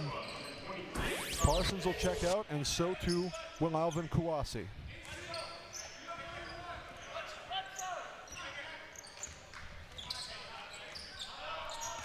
No subs for the Engineers. Inside already, good find. Sevilla streaking in for the layup, and the Engineers are up 12. Boy, he really put on the Jets there, and another great dish by John Adams as well. On the side, Gonzalez thought about a three, says no. Pulls back on Bledsoe, stepping back in on the baseline, wants a pass. Dishes it out, Jennings all alone from three. Halfway down, no offensive board. Gonzalez spits it back out, but throws it right away to Callahan with the continual good hands. One-on-one with Taylor, and Callahan an easy layup to send the Engineers up 14. Bears need to get something back here on this possession. They've let this lead get a little bit out of hand. Step back three, Kikuba, no. Rebound Sevilla. Dish up ahead. Callahan waiting for numbers, feed inside. Double teamed in the post. Bledsoe wants a three over Gonzalez, rims out, offensive board. Morelli kicks it back out to Sevilla. Fresh 20 on the clock, Callahan directing traffic. Leaves it with Adams, who's working on Morrell. Feed underneath again for Sevilla, and again he gets it. And that Adams to Sevilla connection is paying massive dividends. Kikuba stepping back and stepping forward, kicks it aside. Taylor into the lane, gets stuck by Morelli, and Sevilla catches it. Breaking already, Bledsoe drops it back to Sevilla. 65-49 is the Engineer lead with 8.5 to play in the game. Bledsoe. Now Gonzalez on him, thought about a three, says no, tosses it aside. Sevilla stepping into the post, layup there with the left hand, and he can do it from both sides. And Donovan Sevilla is catching fire like they poured gas on him here in the second half. That last bucket going to put him at 18, second for both teams in scoring. Another timeout. This one's going to be taken by the Bears. Just 30 seconds this time around. Engineers find themselves up 18 after yet another fruitful layup for Donovan Sevilla. Boy, when you see him heading for the baseline, you know you're in trouble. 8:09 to play in this one, and it's an 18-point hole that your Bridgewater State Bears find themselves in. They haven't scored in almost 4 minutes of game time. Take another look at that last play. Adams finds the cutting Sevilla. One of many brilliant dishes Adams has delivered. Kikuba aside there. Taylor, and that's a big stuff from Morelli. The initiative has belonged wholly to the Engineers. And it took Sevilla a little bit to heat up, but now he's got himself going. He's got 18. He can cut in and receive an assist. He can take out the do-it-yourself kit from outside the arc. He can hit the shot from outside the arc. There's nothing this cat can't do. Inbound to Kikuba in the backcourt. Stepping forward, looking for somebody. Bouncer Gonzalez wants a left side three, rattles in. And that'll be helpful to see Alex Gonzalez bag one. Lead trimmed to 15. Under 8 to play in the game. Newman into the game now for the Engineers. Morelli out on the right wing. Bledsoe thought about a three, no. Steps in, kicks it out. Newman will take that three, and he makes that three. J.R. Newman, whoosh. Nothing but net on that three by J.R. Newman. Someone who can get it done defensively and offensively. Knocks one down right there for WPI. Kikuba, step back, passes it away. Gonzalez trying to work around on the right baseline. Throws it up, no. Newman grabs the board. Fouled on his way down. J.R. Newman, the sophomore from Pennsylvania, 6'3", a very useful utility player for these Engineers, and he's proven his worth on both ends of the floor. Morell's going to come off. Hallblad comes on. Kawasi's going to come on with him, and Kakuba's going to head to the bench. Jennings, Hallblad, Kawasi, Campbell, and Gonzalez, the look on the floor for the Bears now. Campbell, I believe, is going to shoot one and Campbell's on the floor next to Newman, who's shooting the 1-and-1 at the free throw line. He hits the first and earns himself a second. Newman, an exceptional free throw shooter. Hits his first of the day. Hits his second of the day. And J.R. Newman is now 9 for 10 from the charity stripe on the year.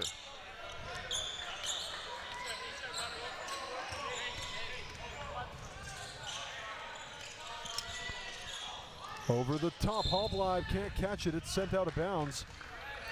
One of our officials nearly took it in the numbers. It'll stay with Bridgewater State. Sevilla, who's red hot, is going to check back in for Bledsoe. Here's another look at that play, tipped out by Newman. Gonzalez working around a Jennings screen, now gets it to Kawasi. Kawasi stepping back and forth, leaves it with Gonzalez, who's working on Newman. Gonzalez stepping back, Kawasi now. Kawasi double teamed, kicks it over. Jennings in the mid-range, shot clock low, rattles around, no. Rebound Adams. 6:46 to play in the game. Engineers up 20 on the Bears. Sevilla gonna work around the Adams screen. No, Adams moves away. Sevilla working inside all by himself. No basket, but he draws the contact. And that kind of grit play is exactly what Donovan Sevilla's been providing this team for the last 3 or 4 minutes. That one's gonna be on Kawasi, I believe.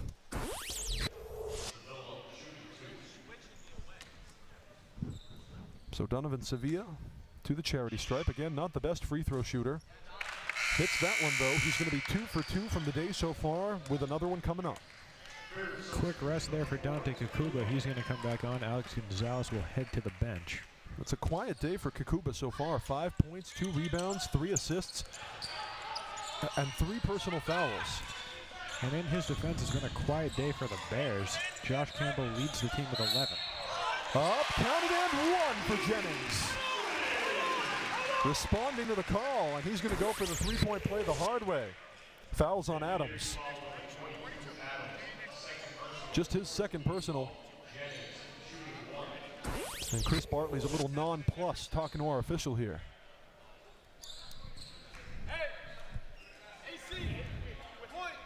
Lewis Jennings, not the best free throw shooter on earth, but he's 2 for 2 from the stripe today and looking to make it 3 for 3. That he does. Bears within 18 now. 73-55 is the Engineer lead. 6:18 to play in the game. Kikuba strapping up on Callahan early. Here's Adams, nearly throws it away. Callahan can't chase it out of bounds, and it's Bears ball. Solid defensive possession by Bridgewater, making it awkward.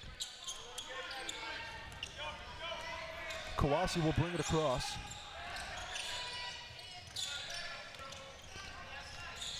Kawasi leaving it for Kikuba, nearly tapped away. Jennings scoops it out of the eyes of Sevilla.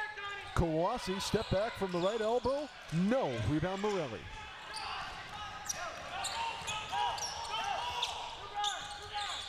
Callahan slowing down traffic. Gets it to Newman out on the left wing, excuse me. Adams between the circles, kicks it to Morelli. Jennings on him. Now Sevilla, who you do not want to leave alone from 3, gets it to Newman at the left elbow. Newman kicks it out. Callahan off the left wing, looking his way around on the baseline. Pass, long 2 for Adams, and he bags it nonetheless. And this guy is hot from all over the floor too. John Adams with 26 points. Kawasi stepping into the left mid-range, spins back. Kikuba out off the left wing.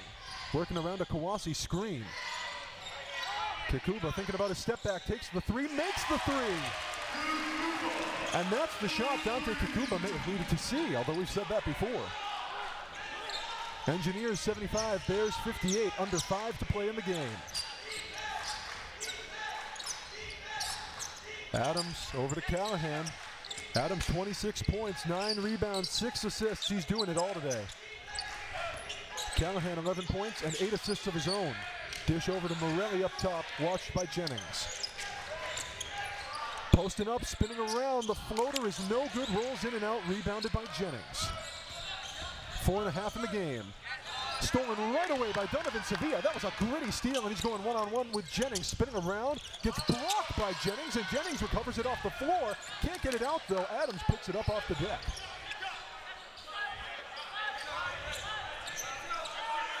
Callahan biding his time, working on Kawasi. Leaves it with Morelli, now Adams up top. Shot clock at 7. Engineers need to act fast. Newman can't get it over the top. Rebound Hallbleib. 4 to play in the game. Engineers 75, Bears 58. That miss by Jennings gets his own miss from 3 and puts it back up for 2, and the Bears are within 15. Louis Jennings with 9 on the night now following that layup. That's a big hustle play for Jennings. Timeout going to be taken by the Engineers. They want to talk this one over. It's going to be a full timeout as well. A 20-point lead just a couple minutes ago, trimmed to 15 by a whole lot of hustle from Bridgewater State. 3:41 to play in this one. Engineers 75, Bears 60. Well, there were parts of this game where it sure seemed awfully one-sided. Let me tell you, as well as the Engineers have been playing, and they've been playing their hearts out, this hasn't been as one-sided as the scoreboard would make it look. So much of that is just because John Adams is a cheat code out there for WPI. Absolutely. He's got 26 on the game, 9 rebounds, 6 assists to go along with that. Then, of course, Donovan Sevilla has 19, 4 rebounds and assists as well. Sevilla's been catching fire, especially in the second half. Adams, he's definitely going to walk out of here with a double-double. There's a real chance this guy's going to walk out with a triple-double. I mean, he's been super special tonight. We expected that from this guy. He's one of the fiercest scorers in the conference. Let me tell you something. Let's crunch these numbers here. John Adams, after last night's performance, 13.5 points per game. Came in with just that. He's still a really strong player. Averages a double-double coming in, but who could have seen a 26-point explosion coming from him against ostensibly a tough Bridgewater State team? Now, you guys might have just seen that graphic on your screen. Points off turnovers. WPI 29. The Bears 2. Yep. That is going to be a huge factor in why the Bears are trailing here by 15. That's been the Achilles heel all day for Bridgewater State. They're going to have to do something about it in the final 3:41. They find themselves in a 75-60 hole.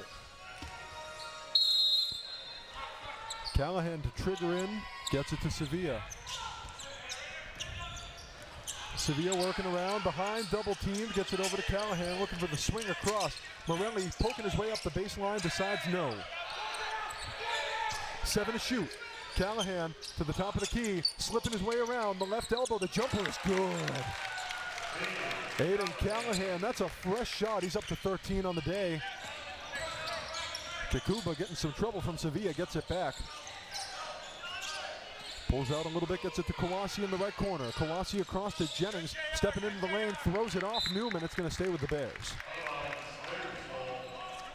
He didn't mean to throw it off Newman, I should say, but he did. Kawasi to inbound for Bridgewater. Kikuba finding Hallbleib along the baseline. Hallbleib spinning around on Adams. The post up, the layup, no good. Tough defense by John Adams. And there's the double-double. There it is. That's his 10th rebound. 26 points and 6 assists on top of that. And he's got such good court vision, he could make it double-figure assists as well. Working around the screen as Callahan kicks it out. Newman, mid-range 2, up and through. And J.R. Newman, boy, he can be a threat off the bench too. He's got 7 points now for these Engineers in the game. WPI back up 19. Kawasi, top of the key 3, partially blocked by Newman. What a stop. Find underneath though. Campbell can't finish it on the second wind, and it's rebounded by Morelli. Speaking of Newman, we were just talking about him on the offensive end, and then on the defensive end picks up a huge block.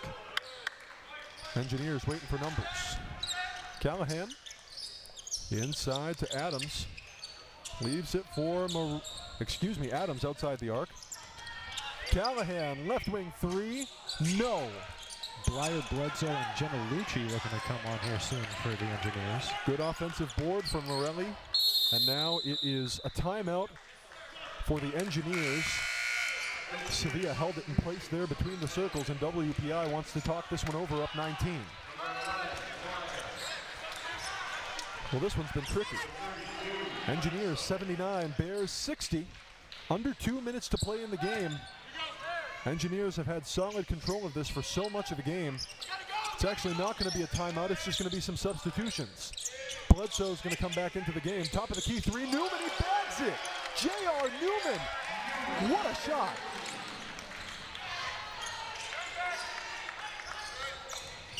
Kikuba on the baseline, fouled and coughs it up. Engineers preparing to bring in Adam Patterson, the New Yorker who saw some time off the bench last night and was a helpful presence late in the game against Johnson and Wales. He's going to replace Newman, who's had a very helpful day off the bench. Has the Pennsylvanian contributed well. 10 big points that have gone a large part of the way towards the difference between the Engineers and the Bears. 10 points and everything he's been getting done on the defensive end to go along with it. Kawasi on the baseline, muscles his way up, no basket, but a foul. Guilty party. Gonna belong to Joe Peasley, who just subbed in as well, the freshman from Texas. 2 Lone Star Staters on the floor for the Engineers. Bledsoe from San Antonio and Peasley from Fort Worth, both freshmen. And now Alvin Kawasi will take a pair of free throws. First one is in and good.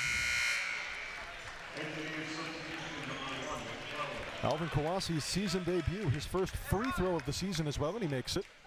Ryan McClellan going to come in here as well for WPI, the freshman out of Andover. McClellan came in relatively early in the game off the bench last night against Johnson and Wales. It was a blowout win for the Engineers. They're trying to repeat the feat here, up 20 with under a minute and a half to play. Peasley out on the left wing, gets it. Stepping inside, Patterson in the lane, nearly loses it, feeds it back out. But McClellan stepped on the line, and it's Bears ball.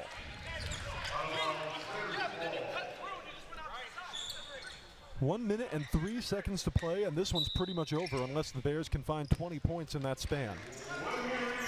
Kikuba breaking quickly, looking for a fast layup. No contact. Kikuba got up there. Got the hops. Kawasi gets it back, throws it up ahead. Hallbleib's trying to save it. Somehow gets it to Kikuba, saves it inbounds. Kawasi stepping up on the baseline, spin around, the jumper, the fadeaway, misses everything. Offensive rebound, Hallbleib trying to get the putback. He can't through Peedley, rebounded fiercely by Patterson. You know, I got to say, the Bears might be trailing here by an insurmountable deficit, but you love to see the effort out of Kawasi, Hallbleib, and Kikuba on that play. Some effort by Blyer there, too, lying it in to add insult to injury, and it's a 22-point lead for the Engineers. Shot clock is off. Hallbleib bounces it up and gets fouled. But a lot of this is academic at this point. Hallbleib will go for the three-point play anyway, though.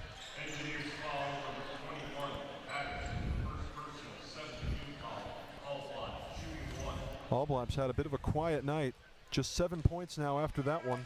7 rebounds to go with it, though. That's his first and ostensibly only free throw of the night, and he makes it. And the Engineers can hold if they want to. It looks like that's what they're trying to do. And it looks like the game will end with only 2 Bears touching double digits, Parsons and Campbell. No, we're still playing fierce. Toss over to McClellan, now a bouncer to Patterson, and he will dribble it out. And that is how the 2023 Cave Classic will end. An extremely stout WPI defense rolls in, advances to 5-0 on their season, and I wouldn't say upsets, but hangs a crooked number on Bridgewater State on their home floor. Your final score in the Cave Classic Championship, WPI Engineers 84, Bridgewater State Bears 65. Bears struggled to get hot. John Adams with a 26-point, 10-rebound double-double was the name of the game. And that Engineer defense did exactly what it does best, which is keep anyone from scoring anything. And if I had to guess, Adams would be going home with the tournament MVP. If he's not all-tournament team, I'll be absolutely astonished.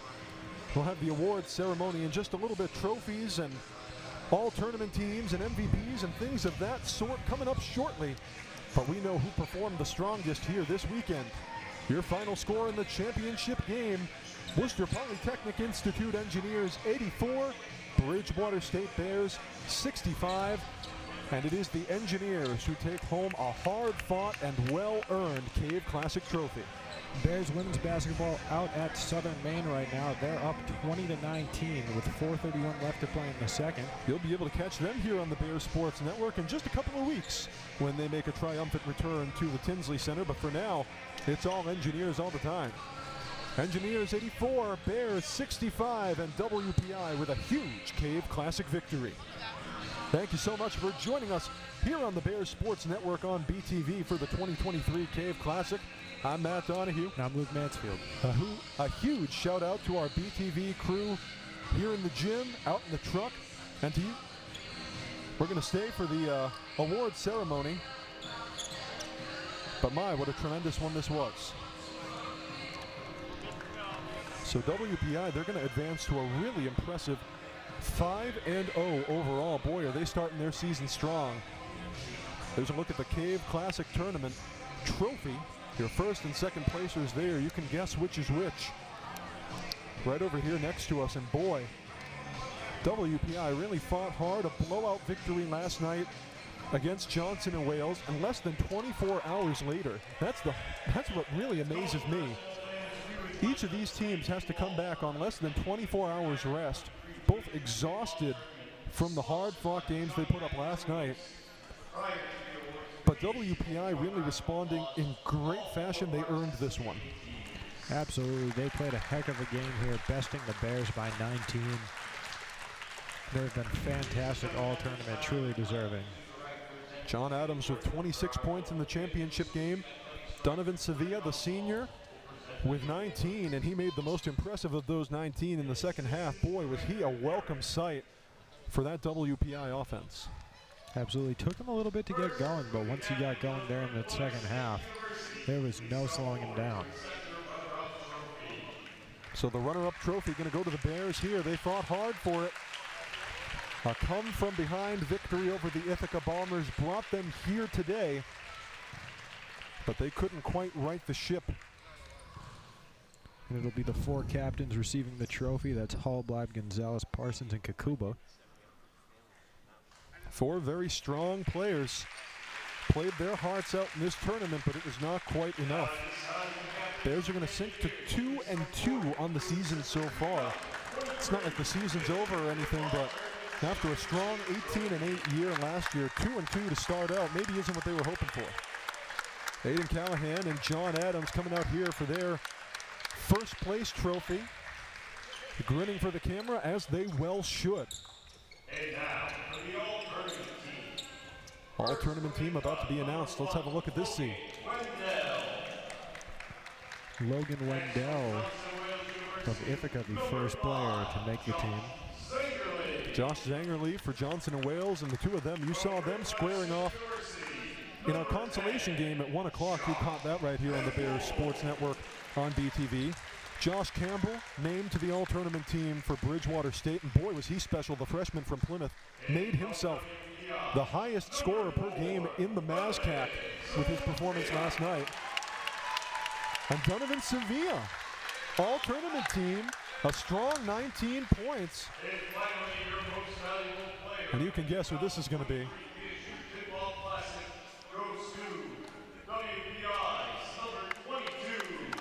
As expected, John Adams, a well-earned tournament MVP win. Boy, he played his guts out both of these games, but especially today, he came through huge when this Engineers team needed him. That just about sews it up for us. You saw 2 great games here today, all part of the 2023 Cave Classic. But it is the Engineers of the Worcester Polytechnic Institute who earned their way to a first-place finish. Thanks so much for joining us for the 2023 Cave Classic here on the Bears Sports Network on BTV. I'm Matt Donahue. I'm Luke Mansfield. A huge shout-out now at last to our BTV crew here in the gym, out in the truck, and to all of you folks watching at home cheering us on. We'll see you next time around for more Bears sports action. Until then, take care of yourselves, folks, and remember that every day is a great day to be a Bear.